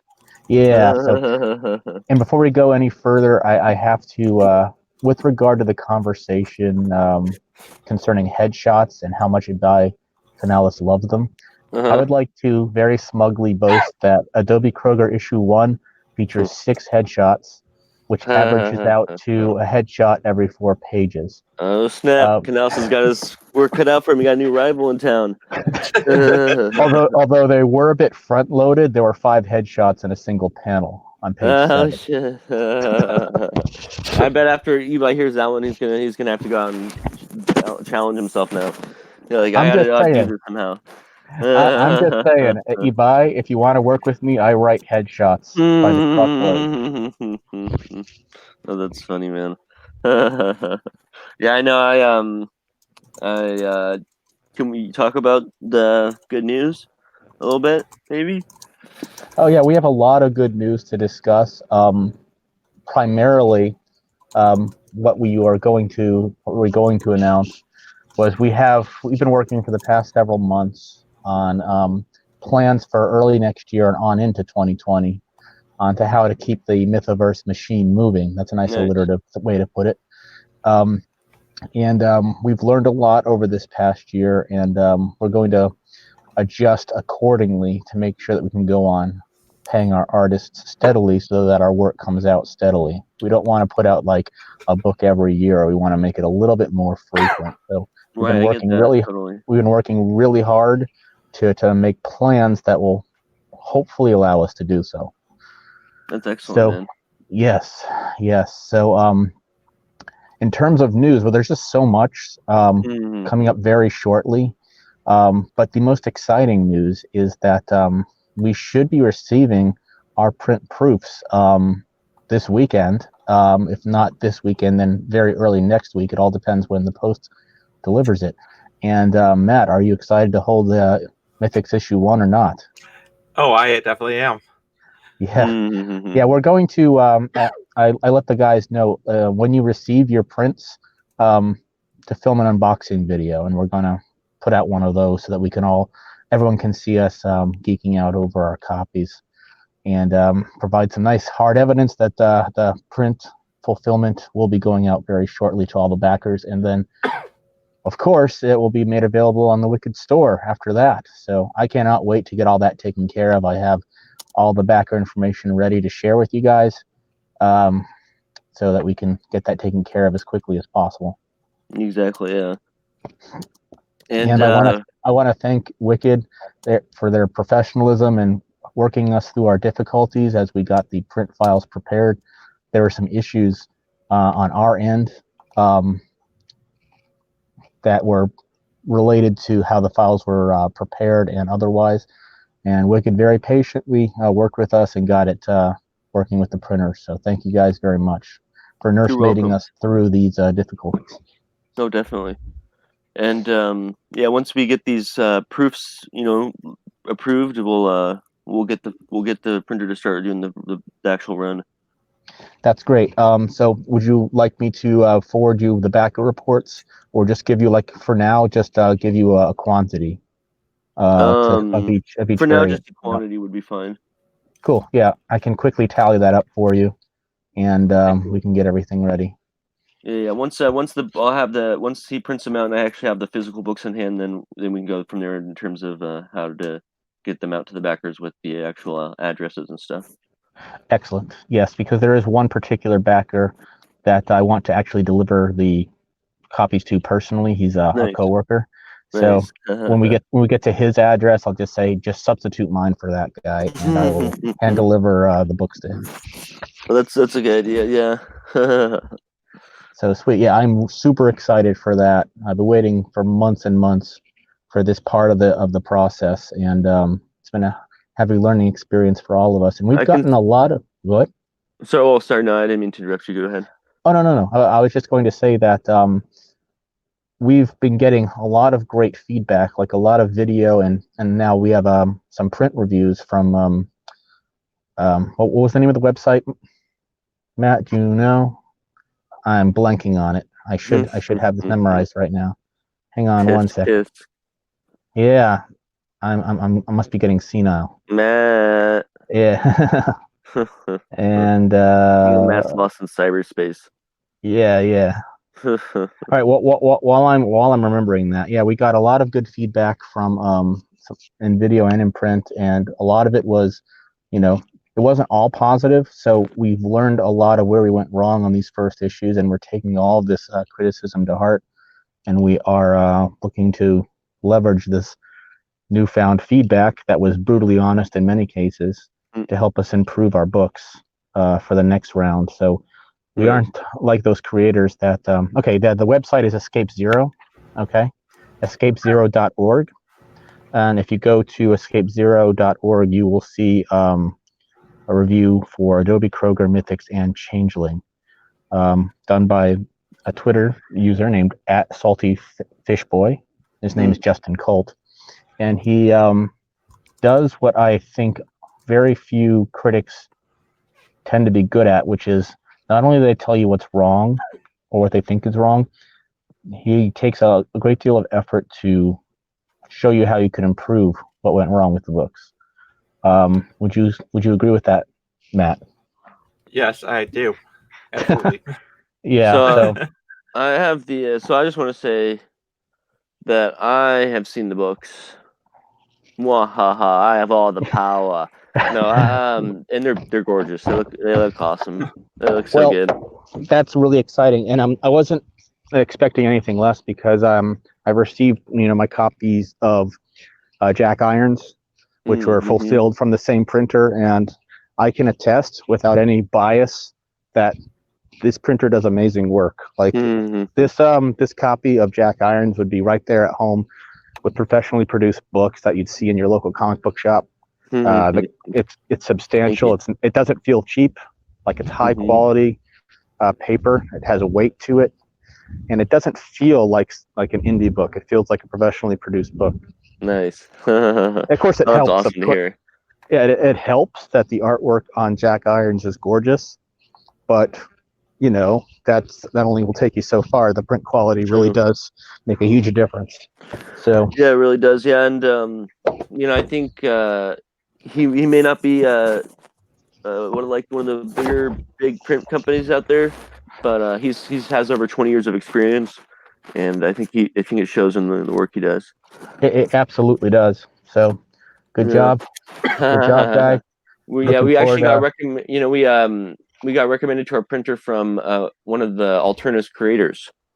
Oh, really? Yeah, I was at a convention talking to one of their comic creators about what I was doing, and he had originally started his own comic company and was using this printer, and said he came highly recommended. So, Well, that's excellent. It's really cool that you found him through networking like that. Yeah, exactly. Yeah, isn't that is really cool? Yeah, you're right. Yeah, it was just just by word of mouth, really. Yeah, you might not necessarily even found this printer had someone else not already known about him and recommended him. Exactly. Yeah, no, you're exactly right. And that was back when we were just doing me and Matt B's Project R manga. So that was back before all of the Wikid stuff. So yeah, that was in the very early stages. Nice. When we found that, yeah. Well, as Brett is wont to say, Brett isn't here with us, but one of the things Brett loves to say is that one thing you can't take away from Wikid books is that they look nice, and I can definitely attest to the level of production quality in terms of the artwork. This printer is really taking it to the next level to make that statement a truth. So hopefully we'll be able to keep working with him. I hope so too. I'd love to work with him for a long time. Yeah, because all I can say is when we take these printed comics to conventions, people will actually hold them and look at them. We're definitely going to be right up there with at least some of the larger indie publishers. So yeah, especially now that we're going to be having so much on the table. Yeah, there's so much that Wikid has to offer now. We got space westerns, we got young adult, we got mystery, we got noirish action, supernatural action, we got Wrath and Sporkman and Abai's work. All ages. Like he does so much work. Name everything Abai does. The man's like a factory. He's not even a machine. He's a whole factory. Like that. That's how productive he's been. And I agree, Abai, you gotta take care of yourself. Get some sleep, man. It chips away at your psyche, to have so little sleep. So, and as a creator, you definitely need your brain intact. So, take care of yourself. Don't forget to eat. Oh yeah, eat regularly. Get exercise. Yeah, exercise early in the morning. That's huge. Like one of the things that I like about this new house that I'm getting ready to move into, and we actually would be in this house already were it not for the mold we discovered. That's what I'm here now. I'm supervising the contractors as they rip out the moldy subfloor and get ready to replace it. Oh boy. Yeah, one of the things I love is that we got a lot of land and it's all full of trees that I need to cut down because they're dead and mangled. So I get up early in the morning and I just take an axe and just start ripping them down. It's amazing exercise. That's funny. I got a whole wood pile accumulating, and it's definitely done wonders for my energy and my ability to do my job with more focus to get up and do this early. Really? Yeah. This is actually something I recall reading way back when I was a kid, and it stuck with me throughout my whole life. There's an episode, it's a short story, a short Sherlock Holmes story, where it opens up where Sherlock Holmes states that exercise before breakfast is a very good way to make sure you stay in shape, and there's something to be said for that. I agree. Definitely, I can attest that it does a lot of good stuff for you. So sometimes though, I've heard it's exercising on an empty stomach can be bad if you overdo it. Yeah, you definitely gotta temper it. Don't kill yourself, but it's definitely done wonders for me. Definitely done wonders for me. Yeah. Unfortunately, not everyone has a million trees they can cut down. Yeah, I won't for much longer either. So I gotta think of something else to do. But I can say that for now, this is a fantastic. It's much better than a gym for me because it's quiet. I'm in the middle of nowhere. I got all this land, and occasionally a car drives by, but otherwise, it's just me and my thoughts and nature. You live on a farm? Or, no. I sort of have a lot of land. Yeah, I have like 1.5 acres, and it's there. The road next that leads to my home is not a through road. It's off a main road, so there's very little traffic. Sounds nice. Yeah, it's nice. I mean, we were searching all year for a house that would fit all of our parameters. Like we didn't want an HOA, we didn't want a CDD, we didn't want to be in the middle of hustle and bustle, but we also wanted to be within proximity of shopping, so we wouldn't have to drive a half hour to go get what we needed. And we found this house. We found this house, and it was perfect, right down to the bones, except for the fact that we discovered mold in it. So that's why we still are not moved in. So we're gonna probably move in end of January. So I'll need to get you guys my new ad. Yeah. Yeah. I would appreciate that. Yeah, no worries. Well, I don't want to derail. I don't want to derail the conversation. We were talking about like the surprises coming up. I was gonna say. Well, I was gonna. Wait. What were we talking about? Oh, we were talking about like the good news that we have coming up for right. And the Mythoverse. Yeah, I was just gonna say, weren't you guys planning on showing off the proofs if you guys get them in at some point? Yes, once they get in. Matt, have you gotten yours yet? I'm thinking they should Not be there. yet. They should be there by today because I sent it with a 2-day mail. Okay. Yeah, so keep an eye on the mail, Matt. I'm going to go back and check my mailbox, like as soon as I'm done here. Yeah. I believe that they should have already been delivered. I just got to drive back. My home, my rental is about half hour away, so Okay, I'll cool. drive back over there after we finish up here and see if it's there. And if it is, then I will film an unboxing and I'll wait until Matt and Brett get theirs and film their unboxings, and then I'll make like a little unboxing video with all of us, kind of splice them together. That'd be awesome. Yeah. Very cool. Yeah, and we do have other things to announce, but they're not quite ready. Like the one thing that I'm most excited about on Adobe Kroger's side is that Leandro has turned in the first 15 pages of layout for Adobe Kroger issue 2. And I'm working with him to refine a couple of them. Like he made this, like he surprised me with this incredible 2-page spread, just out of nowhere. Like I did not specify a 2-page spread, but I just said, here's this action scene and here's what I want to have happen. I'll leave the layouts up to you.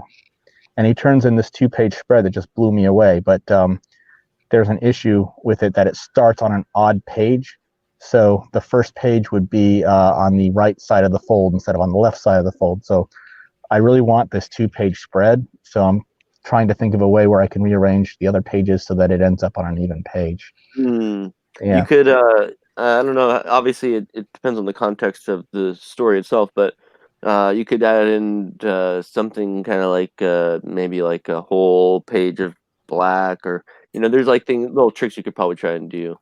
Yeah. It's funny that you mentioned that, because in the Adobe Kroger issue 1, the way I filled in the inside cover on the back was I put like a little quotation from scripture in it that was relevant to the story.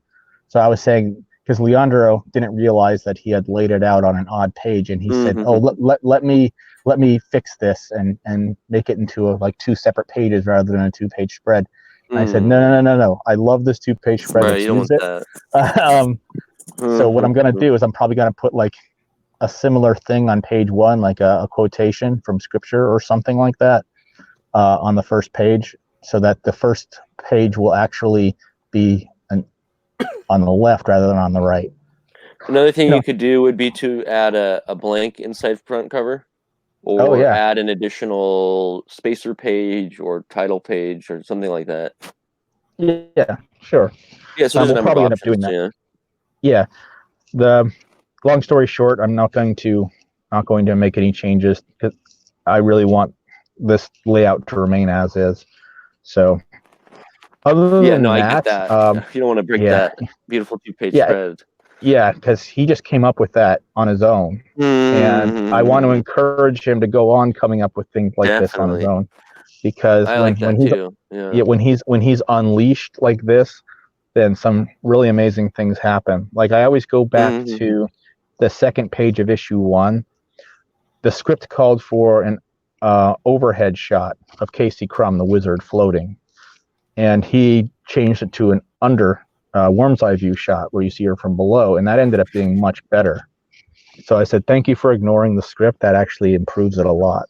So one of the things that I gave him for issue 2 was, I'm just going to vaguely tell you what happens during the action scenes, and like I said, come up with what actually happens on your own. Like I'm basically saying, she gets punched, she gets kicked, she does this, she does that, but I'm not telling you where the camera should go. I'm not telling you how many panels should go on the page and all that. So and it's been wonderful. The layouts are so exciting. And so I have a question for you. So you said you don't, did I hear you right that you said you don't dictate panels? In the first issue I did. Like I actually said page 1, like page 5, 6 panels, and then I would lay them out panel by panel. And I started out doing that in issue 2 because there were some specific shots that I wanted as thematic, because they were thematic callbacks to the first issue. But when I got to like the big action scene, I said, okay, I'm not going to micromanage the panels or angles, but here's what I would like to have happen. And I say, X does this, X does that, X does this. And then I said, and then I specified dialogue and all of that, and I specify a few things that I would like to see, such as like soldier hits Adobe with the butt of his rifle or something like that. But I always I basically gave him free reign to compose the scene. Sounds like you must be pretty concise writer, because I tried writing like that for the second issue of Barrels, but I had to stop because I found that I was overwriting for every page. Yeah. I try to be really concise. One of the consistent pieces of feedback that I've gotten is that the writing is very brief but to the point, and that gives it a sort of elegance and conciseness. Yeah, almost. Right. So very nice, you could say that, and you could say that. So I am definitely letting him do his own thing in issue 2, and it's paying off. Nice, dude. Yeah, so I got 15 pages, like I said, of the layout complete, and I asked Leandro to see if he could complete, like, fully pencil and ink the first page of the issue 2, so that we could show that off along with all of our proofs when we get them. Because one thing I want to impress upon A, all the people who backed us on the campaign, and B, all of our readers moving forward once the issues are available on the Wikid store for sale, is that we're still going. We're continuing production, and we're going to get the next issues out like sooner rather than later. Because I want to keep everyone's excitement up. I want to keep everyone's hype up, and I want to keep the momentum going. So we got some news from the Twitter sphere, courtesy of Ironverse Comics. Yes. Looks like Brett's proof seemed to have arrived. No kidding. Yes. Well, very Brett, nice. If you are listening, when you get a chance, film an unboxing and let me have a look. I'm curious to see how it turned out too. Because Changeling should be a gorgeous book in print. Oh, it is. I cannot wait to see how all those vibrant colors turned out. And one of the things I really love about Changeling, among other things, of course, but I'm talking superficially here, is that on each page, Ginger added like sort of a gradient or background color behind the panels that makes me think of, you know how those smart TVs have like mood LEDs behind them that are consistent with whatever's on the TV? Mm-hmm. Like if there's an image that's primarily blue, the rear of the TV will project blue LED lights to kind of immerse you more into what's going on. Hubble did a thing like that for a minute too. Yeah. Mm-hmm.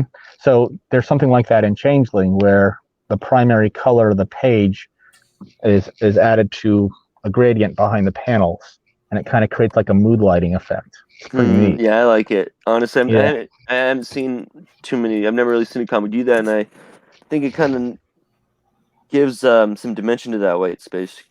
Yeah, it definitely makes it much more like, it's almost like snuggling up under a blanket. It's like inviting. It's like, come into our world. It's calm, and it's very pretty and tranquil.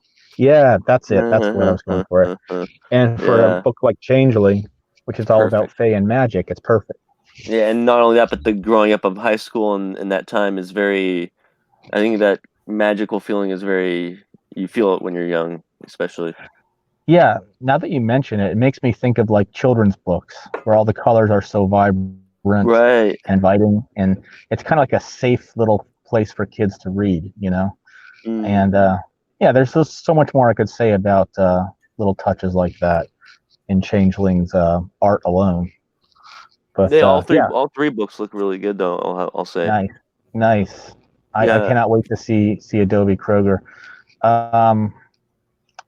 Because one thing that I have noticed is when you're reading a book digitally and you can enlarge the images, it looks a little bit less detailed and less crisp than when it's in print and you can't enlarge the images. So, like, art always looks more detailed and more, I guess, crisp and refined when it's reduced. That's the finite, the idea of what is it? What am I trying to say? Because I was reading about this, and it's actually something that we started doing for Barrels, which is that in Barrels number 1, it's drawn to scale, but then I had him bump up the art to 11 by 17 so that we could add in more detail, because when, as you said, when you shrink it down, when you reduce this scale, the details become more finite and more intricate. Exactly. And then, and for some reason, you're right. I don't know, in print, it just, I think everything looks better in print. There's been this huge movement to like make things more digital, but I'm like, no, it just looks so much nicer in print, and I prefer to turn the pages. Yeah, there's something tangible about holding a book, turning the pages, putting your bookmark in. Like the whole thing. Yeah. And they've been. Go ahead. What was that, Matt? And I think they've been incredibly incompetent over the push, because they aren't making the books cheaper on digital. They're just selling them at the same price as the floppies. Well, that's always a mistake. We always sell our digitals cheaper than our physical. That's just good business. Yeah. Exactly. And if you look at the price of the books, of the older books, they were jumped up to 99 cents. Speaking of digital, Brad, if you are listening or whatever, there's a QR code on the back cover of each of the print books, and I tested them to make sure before I submitted them that they open a link to the digital versions of each book. But that's test cool. that out for me. That's pretty dope. Yeah. Yeah, because I make sure that I put the digital version of each book in a spot that they will never be moved from on my Dropbox, so that anytime you want to download a copy, and this includes any versions that people buy from the Wikid store. If you want to get the digital version, after you bought the print version, just go ahead and get that. It has the digital version has all the extra artwork that we got from our community and all the pre-production artwork, and the print versions I remove those. A, to save us some money on printing, and B, to incentivize people to check out the digital copies too. Very nice. Yeah. I like the way you guys set that up. I think that was smart. Yeah, I just wanted to be more economical in our print versions, because we got to protect our bottom line if we want to keep doing this. Nice. So go ahead. I was gonna say, well, no, you go ahead. I was gonna change the topic but if you have some more to say on that. Yeah, just very briefly, with regard to being able to go on doing this, there's a lot that we're going to announce probably next week on our Radio Mythiverse stream, because it would take too much time to go into here, and I don't want to hog all the time. That, like I said, we've been spending the last couple of months preparing to make this a more steadily economically feasible enterprise, so that we can steadily keep paying our artists. We're going to rely less on individual campaigns, hopefully, and more on a steady subscription model on Patreon and Subscribestar. And we have a lot of plans to incentivize folks to subscribe at very low prices, to get additional content that we're producing, and hopefully, if everything works out, some additional variant covers of our books. So sounds like a lot of really cool plans. Yeah, we'll go into more detail next week. Sorry, I was gonna say, you said you're gonna go over this all on your next Mythiverse. So just if you guys are curious about that, definitely go check out their next Radio Mythiverse stream. Yes, please. There's a lot to discuss, a lot to go over, and I'm on my phone now anyway, so I can't really do much in the way of sharing images that I might want to share. So yeah, just check us out next week, and you'll get the straight scoop on all of our plans and a lot of exciting announcements too. And that's Tuesday evening at 6 p.m. Pacific? Yes, 6 p.m. Pacific, 9 p.m. Eastern. Nice. Since I'm Eastern, that's how I think of it. No, I get that. Yeah, that makes sense. But what's really sad is that all the Mountain Central Time people who always get overlooked. Yeah, it's funny. When I was younger, the networks would always include the Mountain Time Zone. Like they would say 7 Central and Mountain. See, mine was always since I'm on the Pacific. Mine was always 8 p.m. 9 p.m. No, Central. Yeah, they would do Central time. 8 p.m., 9 p.m. Central. Nice. Yeah, isn't that funny? Yeah. Yeah. So never I'm not thought trying to about that. ignore you, mountain people. It's just I can only keep so many things in my brain at once. Yeah, I think Cody's Mountain Time. Oh man, if Cody's Mountain Time, I'm gonna have to keep that in mind now. Cody can confirm or deny in the chat.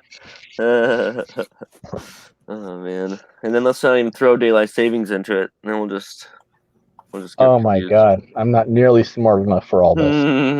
It's too early, much too early for all this talk. I'm gonna go chop wood. That's what I'm gonna do. Oh man. So on a non-comics related note, what have you guys been up to lately? Aside from Mythoverse stuff. Mm-hmm. Just okay. how you been unwinding? Seeing any movies? Going any cool places? Anything like that? Yes. In terms of movies, if you have not seen either A, Joker, or B, Ford versus Ferrari, go rectify that as soon as you can. I just saw Ford versus Ferrari, man. Oh, nice. Did you like it? Yeah, I loved it. Oh, so good. It was so good. It was good, dude. I mean, Christian Bale was amazing. Freaking Christian Bale. Oh my god, he was so funny. His accent was killing me, man. He was such a good character. Yes. Ken Miles, first of all, Ken Miles is a fascinating guy. And Christian Bale does a great job portraying him. And Matt Damon does a good job as Carroll Shelby. Like that was the reason. I was interested in seeing Ford versus Ferrari, but I don't go to movies alone, and typically the only movies that I pay to see in the theater are the ones I take the whole family to, and those are usually like Marvel movies, the spectacle films, as I mentioned on our podcast. But my wife is a massive fan of Matt Damon, so we went to go see Matt Damon. We went to go see Ford versus Ferrari because he was in it, and I was somewhat on a very superficial level familiar with the story, but I didn't know like a tenth of what I know now because the film got me interested in learning more about Shelby and Miles and the whole thing with Ferrari. Oh wow, and Ford. That's cool. Yeah. Shelby was a beast. Like that guy. He almost never worked for someone else in his entire life. He was always an entrepreneur, and he was always taking risks. And he was such an innovator and such a legend, and the only thing that really stopped him was his heart, really. That also motivated him. That also motivated him to take these risks. Someone got inspired by Ford versus Ferrari. They said, "We gotta get in here on this conversation." What? I'm just wandering around. He's stumbling in over here. No, the Ironverse. First of all, Cody, are you in the Mountain Time Zone? I am in a Mountain Time Zone. I knew right next to, right at the bottom of the Rockies, and close to a place where you wouldn't celebrate daylight savings. But no, us New Mexicans didn't pull the Arizona, even though they used to be New Mexicans. All right, so now I have to keep the Mountain Time Zone in mind. Oh God. Yeah, welcome to my world. I've had to keep every time zone in mind all the time because I'm mountain, so I have no sympathy. All right. Oh no! I'm just terrible at Matthew McConaughey? Matthew McConaughey? Where'd he come from? I actually thought. What's funny is that when I saw the trailer before didn't see the trailer when before I went and saw the movie, I thought Matthew McConaughey was in it, and I was like, oh wait, that's Christian Bale. I was driving a Ferrari before it was cool to drive one. He straight up lost 70 pounds because his most previous role was Dick Cheney.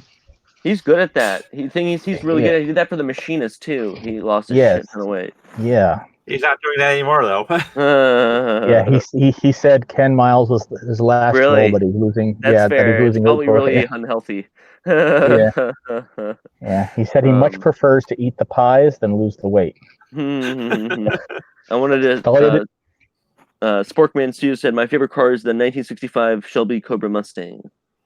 Very God! Nice I did not know that Shelby helped to design the Viper. How cool is that? Yeah. Basically, Lee Iacocca, whom he worked with, at Ford approached him and said, we need you to help us design a new sports car, and the result was the Viper. So crazy, man. Yeah, he was a really fascinating person. He's a legend, man. They don't make him like that anymore. Definitely recommend the movie too. The actors I thought did a good job of conveying like the camaraderie of the characters and just yeah. That was the whole thing about working in Shelby's shop, is that it really was a close-knit thing, and people roasted each other all the time, and you earned nicknames that stuck with you. It was like high school or junior high or maybe a frat house. And those were in the early days when they were designing the GT Mark II, I believe it was, that because they were called in to improve the Mark I, because it was okay, but it wasn't nearly ready to take Ferrari on.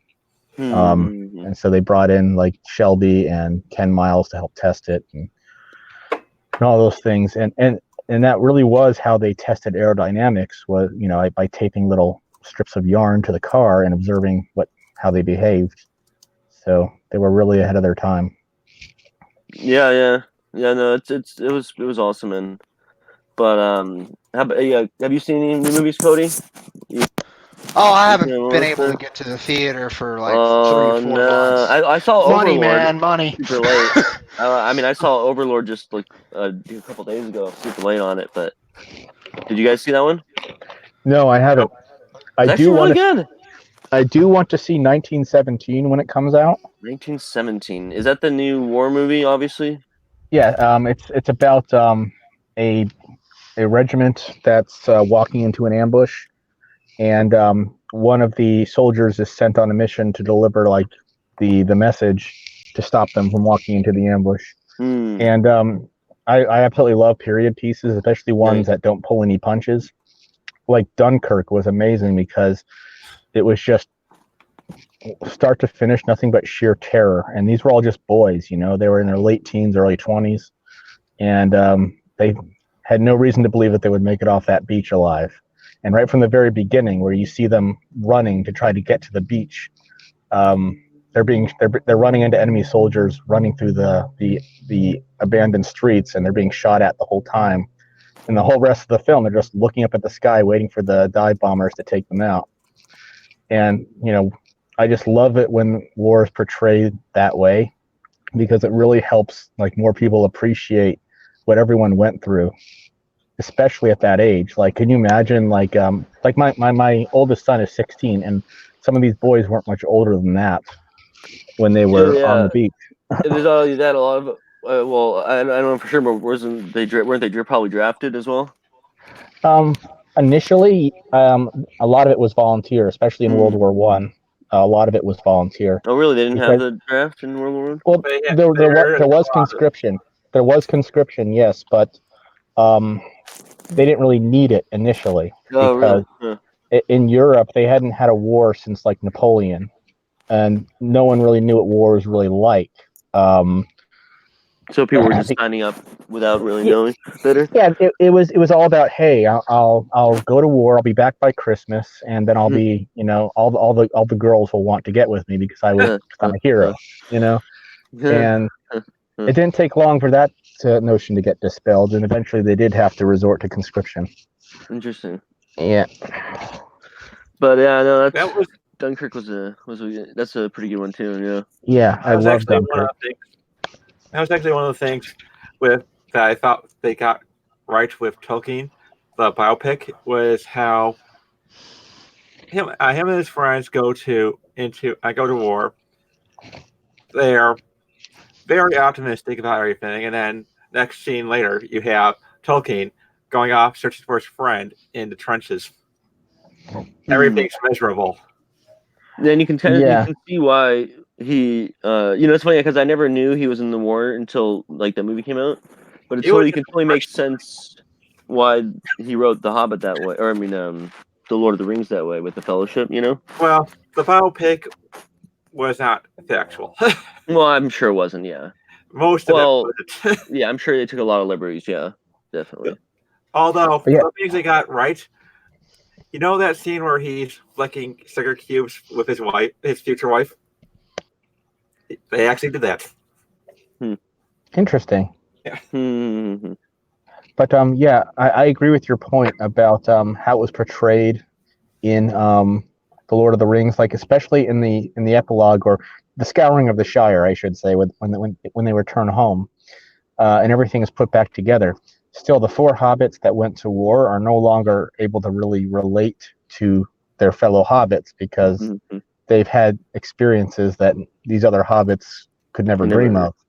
Yeah, so they're kind of standing apart. And in the film, they do a fairly good job of portraying that visually when they're all having a drink at the Green Dragon Inn, and they're just sort of, looking at everybody, and they're like, I don't really fit in here anymore, Yeah. Wow. It does that sort of thing to you. It changes you permanently. It's a good series, man. I gotta rewatch that one. Yeah. Love those movies, man. I can't believe how old they are already. They're all 20 years old. Ay. Oh, and the new show coming out. Oh. Yeah. So I'm pretty excited about it, actually. I hope they do a good job because long form storytelling like that is perfectly suited to Tolkien's world because there's so many details that are hard to convey in like a 2-hour format, or in their case, like 3.5-hour format. But well, they are pretty a lot of money at. Hey, well, at least it's not The Irishman. Don't get me started on The Irishman. The Irishman. I just actually watched that last week. And I did see that last week too. Did you really? Yeah. The thing that killed it for me was the de-aging CGI. It made it feel like a superhero every goddamn time. And I was just like, oh, okay. That's how funny lost complete immersion. I read. Yeah, just 70-year-old man tries to act like a young man. Yes, that one. Yeah.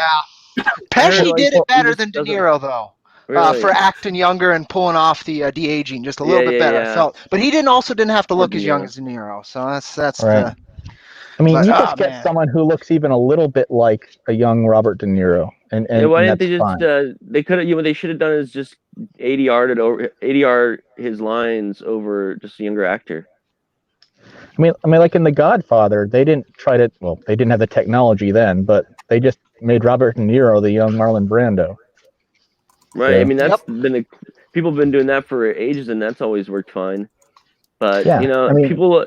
I think because of what's happened with the Disney movies recently, everyone's obsessed with it now. Yeah, the thing is, he may look younger, but he still moves like an old man.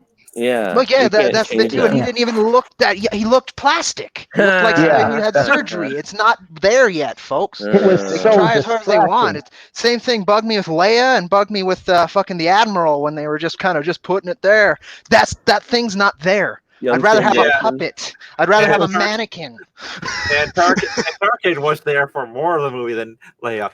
Yeah. I mean, when they did it with Schwarzenegger and fucking Salvation, Terminator Salvation, it was awful. When they did it with Professor X back in Wolverine Origins, probably one of the first cases. It has not gotten much better.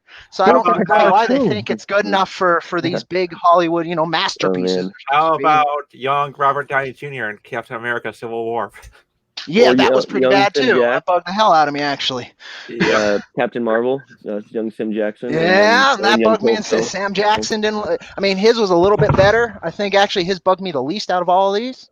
But man, it's not there, and they want to put it in these big freaking features instead of paying another actor or really working on makeup or writing around it. Well, I heard someone say is for a lot of these like De Niro and Pacino, this is like their swan song for this genre. Like this is it for them, really. So I can on one hand I can kind of see them wanting to try and go all out and do this kind of thing because like they're the legends of the mafia genre, and we'll never get quite the likes of them again. And that's fine. I mean that whole trio, De Niro and Pesci and Pacino, yes. I was blanking on him. Jeez.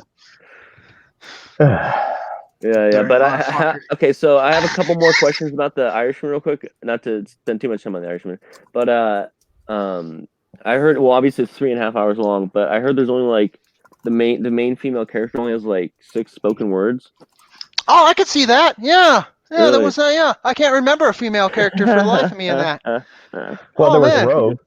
his daughter was Rogue. I know that. Oh yeah, and she basically her bit was just getting more and more pouty as she realized her dad was a piece of shit.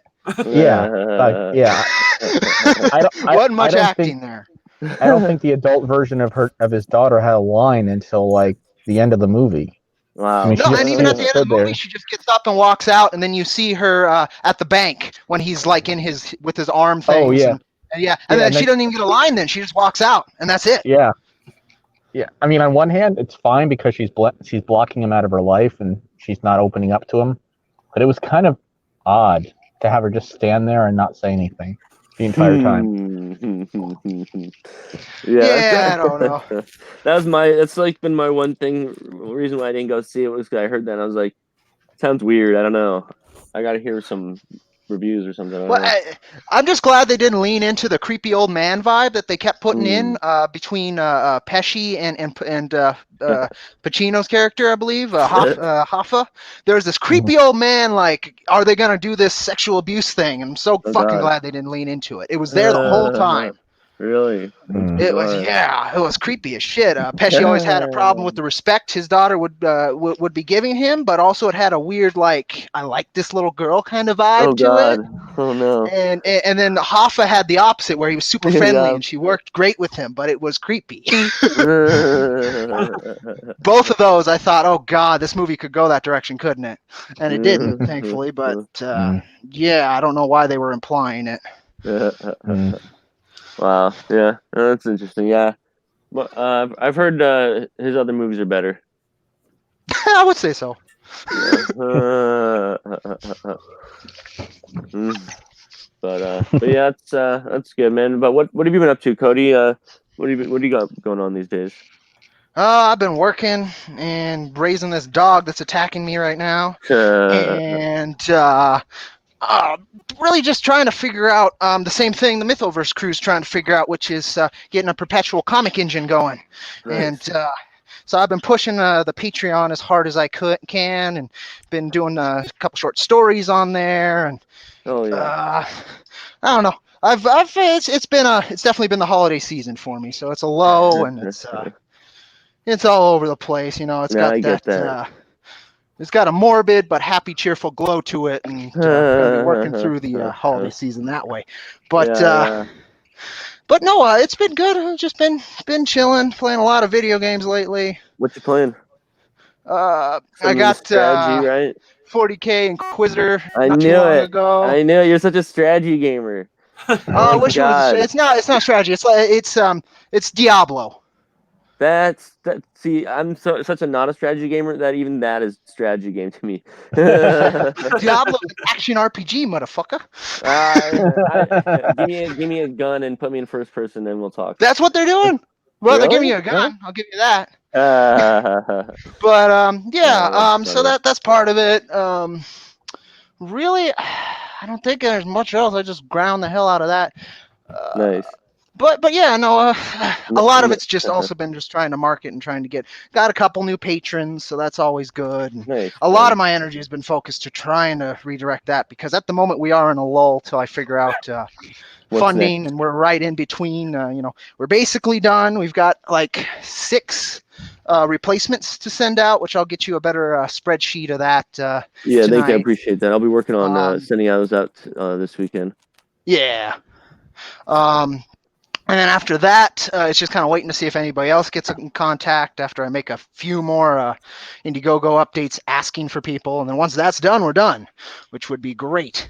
And then once we're finally done with this first campaign after freaking a year and a half, then I'll be talking to you guys about how we want to handle reprint and how we want to, because there's a lot of different angles to handle this. And I definitely am going to need some input and figure out what's the best. Yeah, that makes sense. Because there's a lot of ways to handle this, and I've got quite a few in mind that none of them are quite better than the others. So it's kind of going to be a figuring out what works and what won't, and what we can accomplish practically. Exactly. Yeah. I think that's a smart move. That way we can more Ironverse comics. Yeah, I mean, issue 3's been sitting with Maxie for a while now, so he's just waiting. Beginning of next year, I'll be kind of hyping that. We'll see how that goes. Hopefully by March, I'll be running the campaign, and then end of the summer, if it works out, we should have the money, and then we should have the comic out by the end of next year. Would be the hope, and that's just the lowest. Like that's the worst case scenario is my hope, but no idea. We'll see, because again, I like the Mythoverse folks. My main thing is campaigns take so much energy away from the creative process. I mean, there's creativity in it because it's marketing and it's in community engagement and all that, but man, does it just drag when I could be writing, or I could be further communicating with the artists, or I could be doing, all these other things instead of focusing on trying to draw eyes. New eyes, or draw all the eyes again. Something consistent would be the dream. Yeah, exactly. Get that that ball rolling. I feel for Cody in that department because unlike us, he's a one-man show in that regard. We're able to divide divide and conquer our duties. Like I handle a lot of the business end, the back end stuff, and Brett does a lot of the community outreach, and Matt does a lot of the keeping the worlds coherent. So I definitely feel you, man. Yeah. Oh yeah.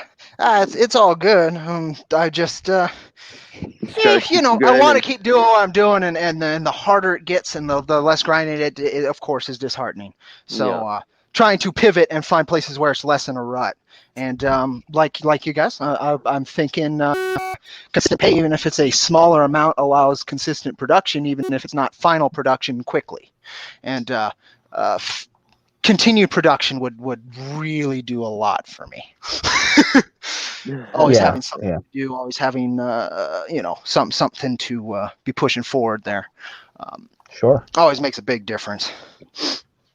Yeah, makes a lot of sense. Yeah. Nice, man. Well, I wish you luck with coming up with some ideas, and if there's anything we can do to help out or help brainstorm or anything like that, just let us know.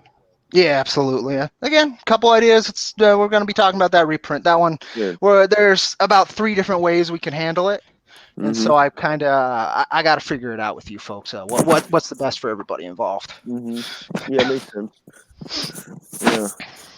Well, nice, man. That sounds like you're staying busy. Oh yeah, I'm keeping busy.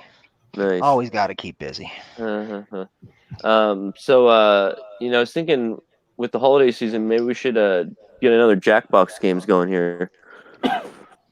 I'd be up for it as long as the timing works. Sure. That was fun last time for sure. I heard there's a brand new Jackbox Party Pack 6 that just came out, and I didn't even hear about it until I was at my party the other day, and they told me about it. So there's even a new version we can try out. Yeah, sure. If my availability coincides, I would love to. Okay, cool. I'll try and schedule something in the chat. You know me, I love some Jackbox. Here, the new games are called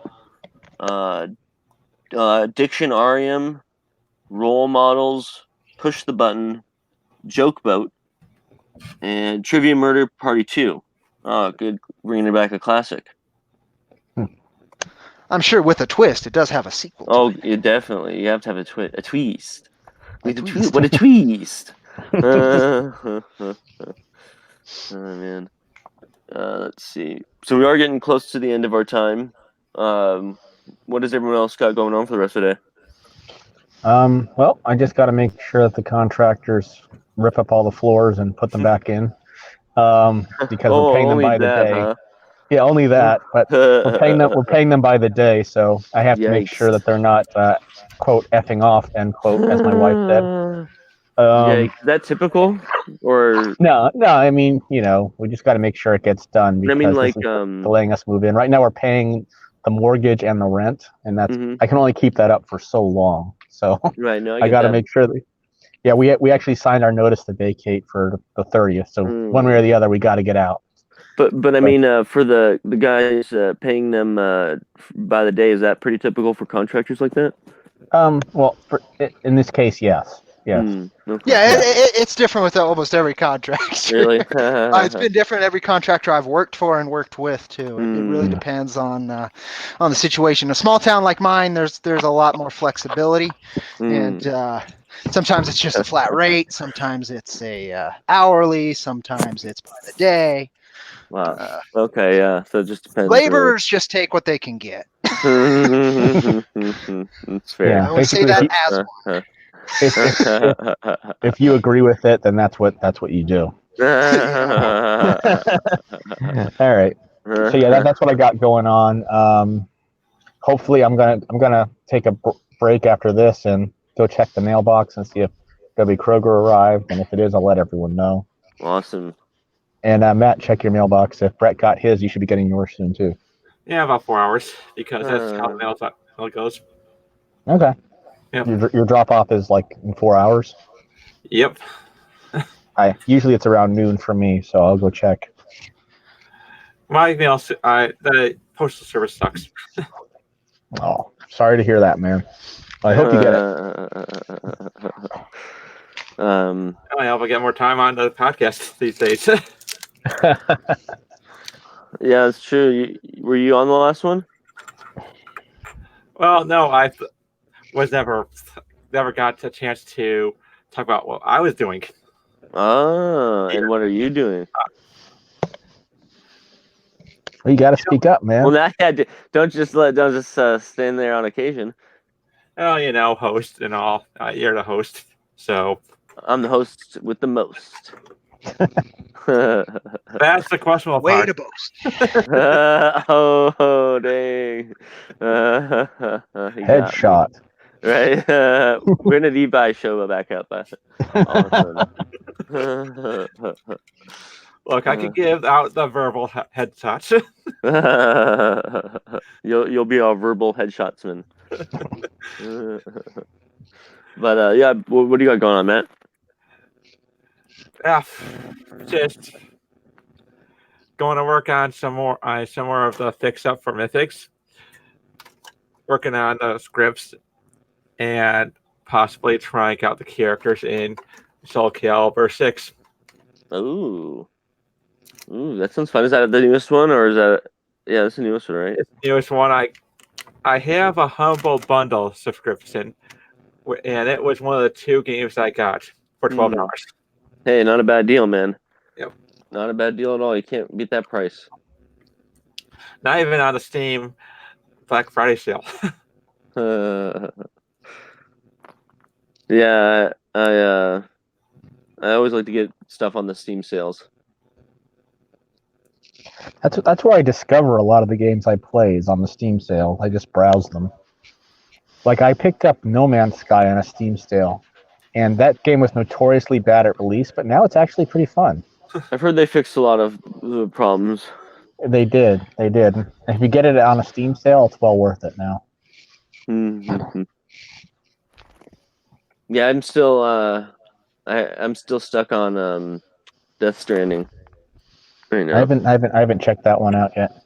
It's quite fun. I think I think you have to like Kojima's weirdness to like the game. Mm-hmm. But the gameplay is pretty interesting. It's like a lot about terrain traversal. Nice. Yeah, so it's very unique in that way and presents quite a challenge. And there's actually a lot of gameplay, so it's not just a movie either. Yeah, it's like if Kojima did a walking simulator. What I've heard is that the even the combat's kind of tack on. It's almost better to just avoid it if you can. Yeah, that sounds about right. So it's good enough. I'll say it's good enough, but yeah, it's not like super engaging. Maybe.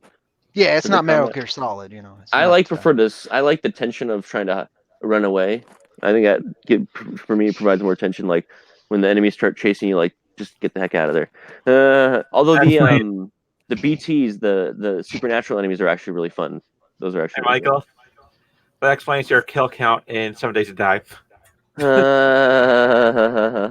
Hey, I just use a lot of bullets and don't hit a lot of things. Okay, it's not my fault. Spray and pray. I mean, that's a practical way to go about it if you have enough bullets. Yeah. He went through 120 rounds. What, 1 kill? I mean, if it's 120 bullets in one dude, I don't blame him. I mean, just sitting there, you got nothing better to do. Right? I was on top of the wall. You put a bullet a second in the guy, and 2 minutes later, 120 bullets gone. You know. Fun. Well, you know, since bullets are kind of rare in the zombie apocalypse, I figure you'd want to. Oh, boo-hoo! You'd want to save. You're just Mr. No Fun in the apocalypse. You know, I'm the life of the party. That's what I was gonna say. What's the point of living safely in the zombie apocalypse? It's already over. Go have some fun. That's right. Yeah, what are you saving anything for? That's what the first 290 million people will be doing. Yeah, just having fun, and then whoever's left has to live in absolute hell. Have some fun. Well, here's the thing: we actually built a pretty nice place. Yeah, we did. Yeah. Have you played that game before, Cody? I have not. It's pretty fun. It's like Minecraft with zombies. You know? Yeah. But yeah, it's actually I like it better than Minecraft just because there's actually a purpose for why you're building. Oh my god. Dog attack. Dog attack. No. I'm good with I played a lot of Minecraft, but it gives me a goddamn headache. The geometric shapes just after a while. It's one of those games that does that. A little more polys to it, you know? Yeah. Maybe some 3D ray tracing. Like I could deal with it in Terraria. Like I'm fine with that. That one doesn't give me a headache. Really? Yeah. Terraria is Minecraft except 2D. Yeah, I'm a huge fan of Terraria. Huge fan of Terraria. Love it. Yeah, that's a fun one. Really? But yeah, I'm a old school Left 4 Dead modder, so that's my zombie game. Gotta love Left 4 Dead, man. I want them to make a third one, but obviously we know that's never gonna happen. No, Half-Life. Well, Half-Life Alyx. It's not Half-Life 3. It's see how VR does, game, but they're going to be doing it for VR. I think that's why Valve leans so heavily in investing on their own VR system. No. That's where they want to go. So I am happy they're actually developing real games again instead of mods that they turned into games, which is kind of old. Their old shtick anyway. Or like a card game, I think was their last one, and it's dead as it was dead on arrival. Artifact. Well, I have a feeling that Half-Life Alyx is going to, if it does well, they'll probably do Half-Life 3. Yeah. Bring back Gordon would be my guess, and then if that one does really well, then they'll then they'll look into their catalog. Like I bet they do Counter-Strike. Well, they already do Counter-Strike in VR, but they might do I would want that Counter-Strike because that's where their money They might be afraid Counter-Strike and Dota. They might be afraid to create a third game. They've never done that. They could be afraid that they can't top what they've done and they can't end the game. Well, yeah, because that's what they said back after Mass Effect 3 had that big controversy. They talked about how scared they are of doing Half-Life 3 because they're afraid that the fans won't like it. Right. And that's just cowardice. Yeah, I was going to say, you're not BioWare, and you're definitely not the BioWare that made Mass Effect 3. 3's not, the combat system was a little bit more enjoyable, but 2's still my favorite. Story-wise, it's one for how it affected me in the story and the build-up and everything, but 2 for an overall gameplay game package. The first one's finale was so good. So good. Yeah. Whole bit was good. I mean, again, the combat's a little stiff or whatever, but you're playing an RPG, and it's not the end of the world. Yeah. Speaking of VR games, going back and playing Jade Empire or anything, it's like, oh yeah, this is just how BioWare games run. Or at least used to. And then they tried to be something they're not again and again and again. Well, I play Mass Effect 3 and Mass Effect Andromeda on Mac Walters. Mac Weldon? Walters. That was made after what Musica and the other guy had already left, right? The founders. Yep. Yeah, that's why. Okay. That's what I thought. Also, the reason why Mass Effect Trilogy did not seem like it was written by the same guy, because they switched head writers during Mass Effect 2. Oh, super. Okay. Yep. Yeah, that's a recipe for disaster. When you're doing continuity, you got to keep at least one head on top. All times. Drew Kirkison, who everyone knows better as the guy who wrote Knights of the Old Republic, he decided to leave to do his own novel series. So Smart move. So they brought in Mac Walters to do the writing. And God, that was awful. Yeah, he tried to go all like pseudo spiritualist with it at the end when Mass Effect that was kind of a bit of it, but really it was only that appeared that way. It was all physical manifestations and technology involved, and he kind of tried to do something way weirder with it, and then ended it without ending it or caring about anything that had really come before. You are just trying to eat me, aren't you? That dog is feisty. She is extremely feisty. She was well named. And to be honest, I did not have much. I didn't have a high expectation for Mass Effect Andromeda when I heard that he was made project leader. Yeah, Andromeda, I had fun watching that facial and animation train wreck. Let's go ahead and make the multiplayer team, which was a tack on for our third game, the core development team for the fourth game that's going to reboot the series and keep it alive so we can keep making this a franchise. And then I don't know how they thought that'd work. Instead, let's just kill it, and then let's just kill the franchise now. And then let's try and make a new franchise that is total garbage, and no one will like it. Let's make a bunch of concepts and then name it 6 months later, and then have the team start after we name it. And then we'll put that out within a year. I mean, it was so. Let's make a fake gameplay trailer. Are they owned by EA though? Yes. See, that's part of the problem, I think. Yeah, the fake gameplay trailer was a big one. Oh God, yeah. And Bethesda is making bad games now because they want to go public. I have no hope for Bethesda. I mean, id is it. Like that's it. The new Doom's gonna do great, and it's gonna keep them afloat. But even the old Wolfensteins, which I think are still id, unless they pass those off, which is quite possible. Those aren't picking up as much as they were. Youngblood was a hell of a misfire from what I had heard. Really? Yeah, Wolfenstein Youngblood. It was again. It was kind of. They keep doing this with games lately. Is that they'll make an expansion pack as a sequel. Yeah, I hate that.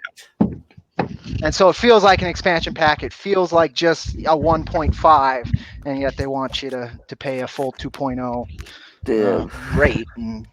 And that's because we got 2 female lesbian leads in this one, and it's freaking adorable when they dance in the elevator while they're killing Nazis. It's so weird. One day they'll figure out that no one cares about that. Mess up before this latest Charlie's Angels mess up. Same exact thing. Oh, but don't you know Charlie's Angels was amazing, and it's just our fault that we don't like that kind of comedy. Well, we were told that it wasn't for us, and then they got mad when we didn't show up. And they didn't mark it. We weren't told it wasn't for us till we didn't even know it was there and it was out. That was my problem too. It's like, oh, there's a Charlie's Angels movie? Oh, and it sucks. Okay, that makes sense. Right? That's my thing. Oh, but I'm being blamed for it because I didn't hear about it and go pay for it. My thing is I didn't not see it because it has women in it. I didn't see it because it's another lame Charlie's Angels reboot. They've been doing those for years and they're always lame. Who put this ridiculous notion in their heads that men don't like watching women? I know. Especially sexy women. I mean, it doesn't take much. I mean, guys, men love looking at women. Okay. The whole narrative they'll completely ignore for Wonder Woman, the new Wonder Woman that's coming out, because it does look really good, just like the last one. It'll be completely ignored. It'll be like it'll be the biggest feminist victory, and then fucking next year when another movie comes out, no men ever go see anything. Do the same damn patterns because it's the only thing that works. They're goldfish. In their minds. Yeah. We're circling the drain here. Yeah. Don't eat trash. Don't eat trash. Don't eat trash. Anyway, guys, I'm going to have to head out because I got to go deal with some stuff. But thanks for having me on, and I'm looking forward to our meeting tonight if we're still having it. Yep, should be. All right. Yep. Great. All right. See you tonight. I guess we'll start wrapping up here ourselves. maybe start hitting the plugs, I suppose. Right on. Yeah. What you guys got anything else you guys wanted to discuss real quick while we have you on the show? Any new updates? Not off the top of my head that I can think of. The main thing I can talk about when we're closing out. Oh, I guess I had some updates. Cool. Let's see. So Barrels issue 2 is coming out. Should be coming out this month. Printing this month. Then issue 2 of the magazine will be coming out, early next year. So be on the lookout for that next year.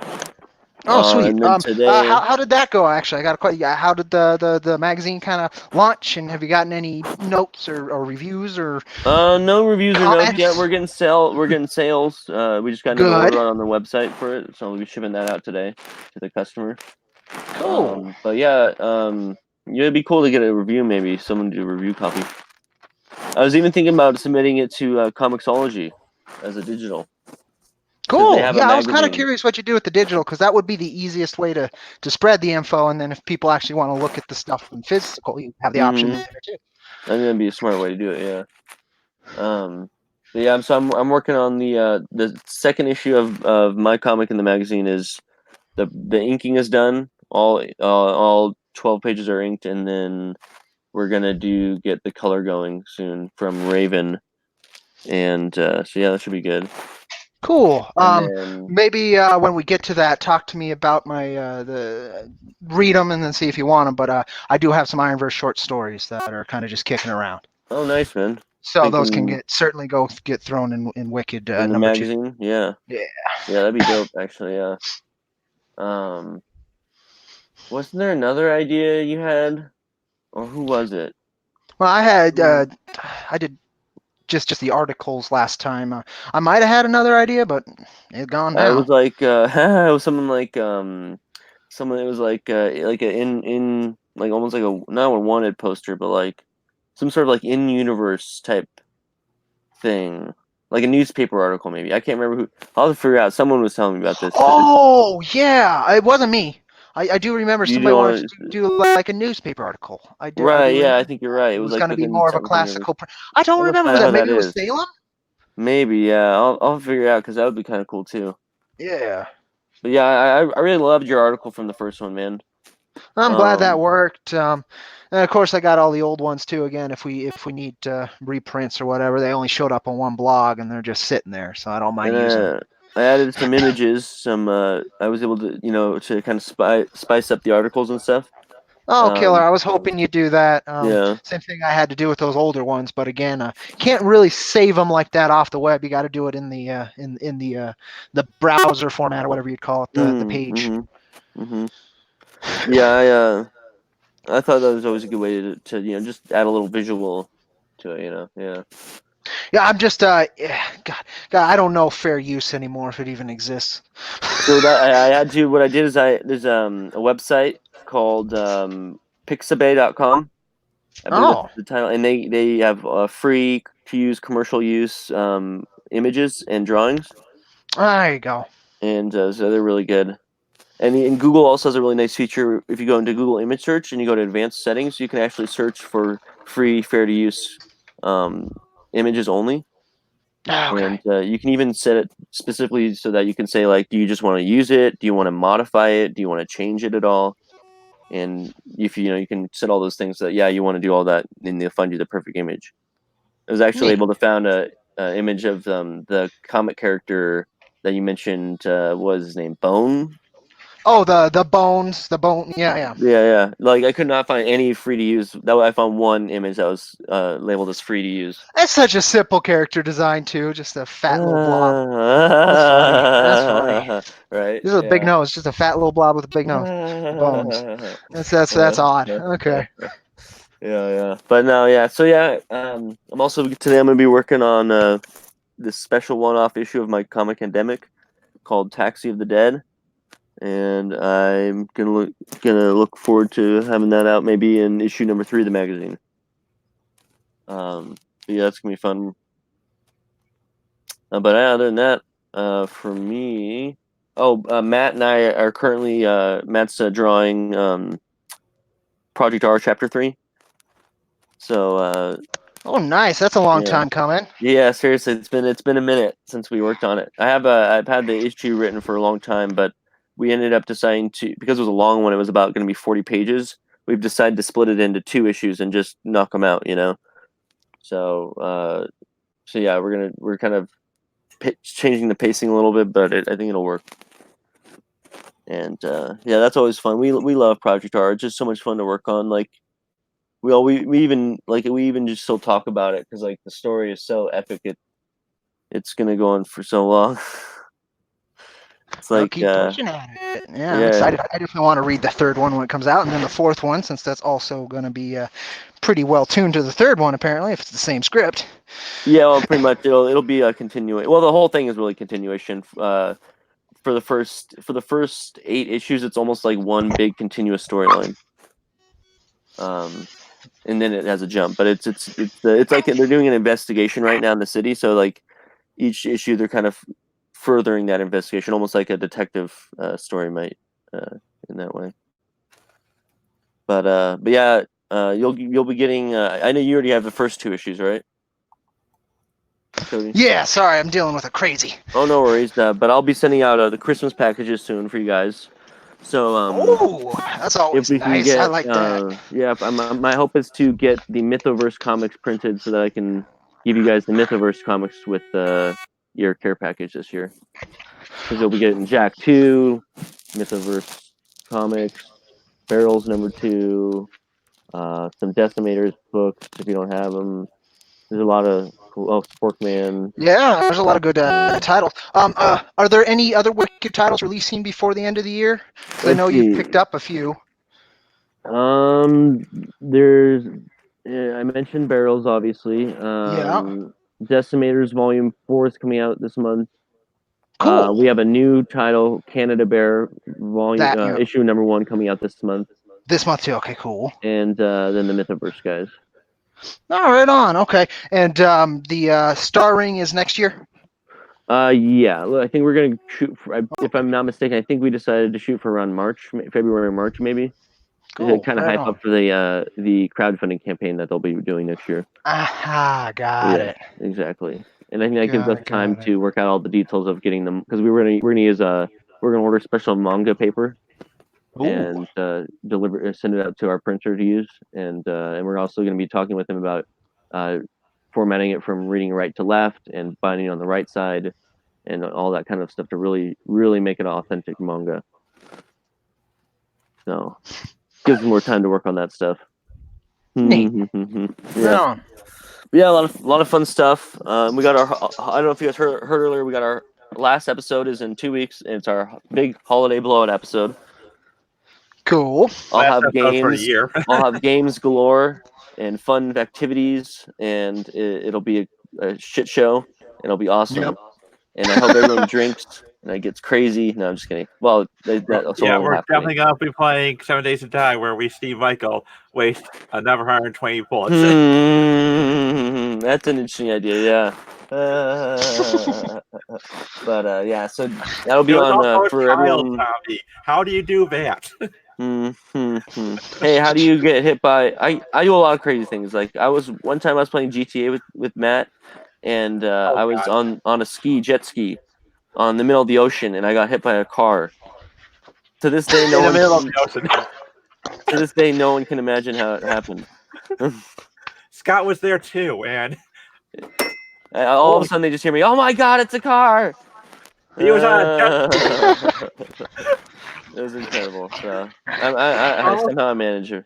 I can't imagine that happening.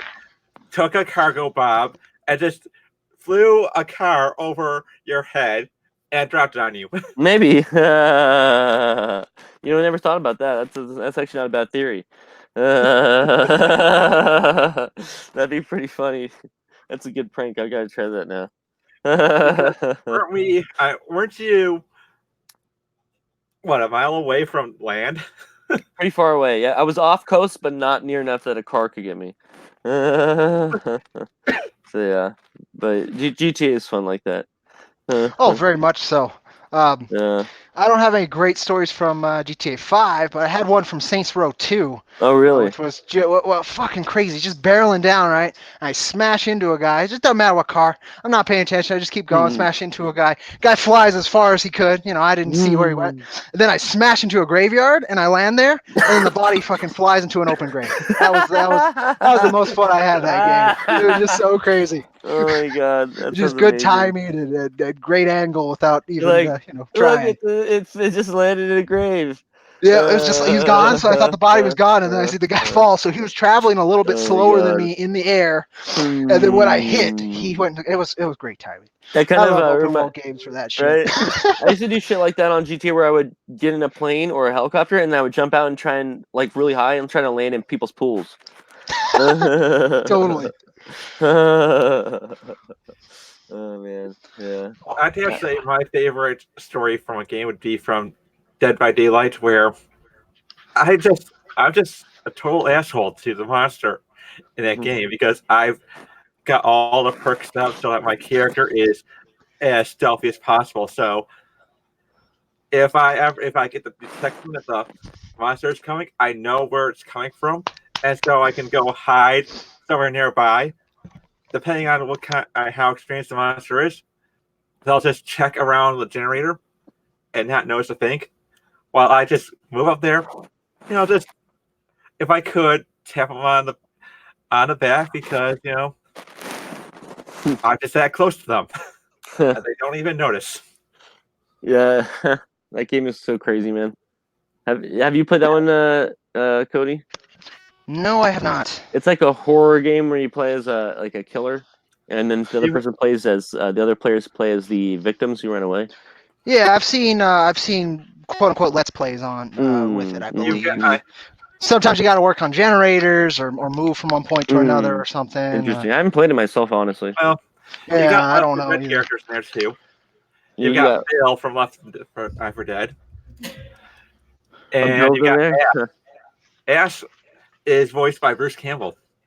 Yeah, I saw that. That's kind of neat. Saw that on Steam being advertised for a while. Wish they would PC port the old Xbox and PS2 Ash versus games, but oh well.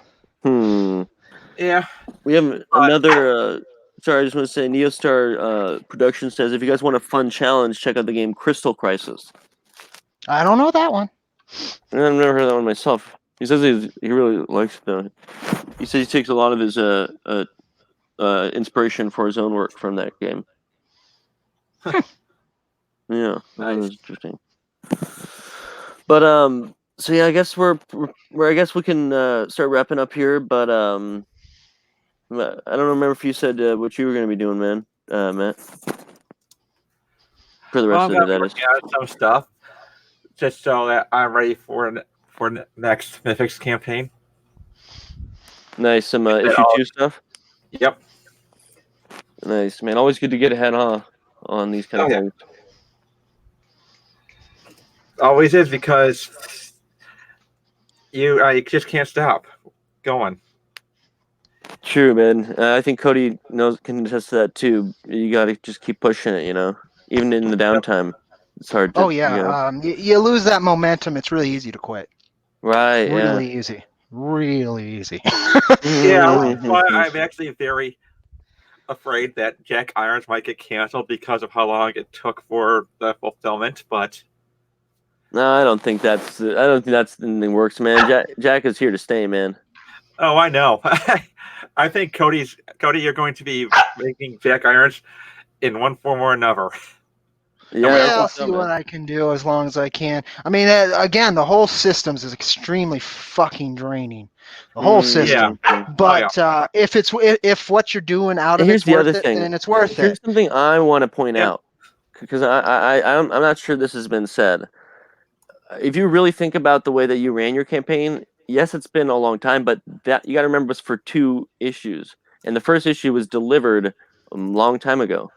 Oh and yeah, it was delivered in January. Exactly. It took about 5 months to get out, which was still way longer than it needed to. But it was our first one. It was both of our first campaigns. So we were, well, and I lost, I lost a letterer, and there was a whole lot of things at that. But also, Jack Iron's campaign was probably the loosest ran campaign in that run of indie comics in terms of how perks were handled, how we're doing. I mean, technically, nobody was owed a physical issue by Indiegogo standards. Never promised. It was promised on the in any of the perks anyway. It was never promised in anything people were actually signing up for. But we delivered that anyway, and you guys were kind enough to deliver internationally at the same price that we delivered domestically, which isn't going to happen again, folks. But for sure, I mean, again, there's just so many weird things with this campaign. Right. But I'm proud. None of it should have worked except for Maxie's art. I'm proud of what you and your team did and what we've all done together. Yeah. So. No, I am too. I'm just again, we'll see. I don't want to. That last grind at a campaign was not that fulfilling. So I'm not looking forward to another one with something more important to me also not doing that. So I'm trying to find a way not to have that worry, in addition to creating the work, and in addition to making sure the artists get paid, in addition to the media presence, in addition to dealing with the comic community, in addition, there's just too much, just too goddamn much. It is a lot to take in. And there's ways to mitigate it, and so working on it. Very good, man. Well, excuse me. So I guess we'll go ahead and wrap it up now. And where can people follow you guys online so they can make sure to follow your stuff? Cody, no, for me, just look up Jack Iron Steel Cowboy. You'll find all kinds of links on Google. But if you want to follow me on Twitter, it's @cowboy_steel. That's where we do most of our updates and community interaction. That'll change as people join our Patreon, which just look up Patreon /Jack Irons, the Steel Cowboy, or look up Ironverse Comics Patreon in Google. You'll find it there. All kinds of unique stuff there. The only place to get the Cactus Coyote manga in HD. Also, the only place to read the short stories I'm doing. Best place to keep up with updates. And I think there's a lot of free content there too if you just want to follow the page on Patreon and don't want to put in. But if you put in, you'll get a lot of extra stuff, our Discord and all kinds of stuff. And that's kind of where I'm trying to head for funding, much like the Mythoverse folks, because a consistent subscription allows us to retain artists. It allows us to continue production and to not have the consistent fear and effort of trying to put out a campaign and having the always strong possibility that it will not get funded. That's a big one. Yeah, no, I get that. Yeah, I get that. An alternative source so that you don't necessarily have to rely on crowdfunding every time in the future. And technically, it's still crowdfunding, but this way you can work a consistent relationship that both the consumer and the creators can count on. That's interesting. Yeah, it's building that stronger relationship with your audience. Yeah, I like that. Yeah. And then you can still do crowdfunding campaigns, but they'll be more for fun, like the Rags recent one where they're delivering nothing. Wait, what? I didn't know about that. They're not giving anything at all. Yeah, they're not delivering everything. It's already, I think it's at $1,500, probably higher by today. Now that I'm thinking of it. But no, anybody who knows the Rags folks, they're going to deliver something. You're going to get something. But nonetheless, all intents and purposes from the show, you're getting nothing. My favorite was it's actually both of them sold yesterday, was the invisible variant tier. So you would get a CGC graded thing that's empty. I thought that was great. The Rags number 6 invisible variant or whatever. So, I mean, that kind of, that's fun. That there's no pressure there to actually earn anything, and you can have fun. See, that kind of crowdfunding I can deal with. I thought they could have pushed it out. I pushed it even further by saying that it's Rags Season 2 Issue 1. The Invisible Season 2, Issue 1. Yep. I wish it was not invisible. Oh man. And how about you, Matt? Where can people follow you online? You can follow me at MattTran on Twitter. And we've got the Mythoverse on Twitter as well for people to go to. And the Mythoverse YouTube channel. Oh yeah. Forgot to plug the YouTube channel. I almost asked you about that. I said, doesn't he have a YouTube channel?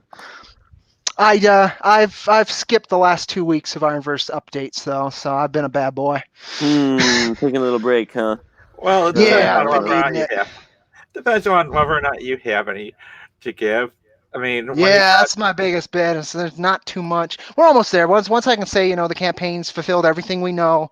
Just keep getting to us if you need it. Then I have something to say at least. Yeah. Once the comics are done, you don't really have much to say anymore.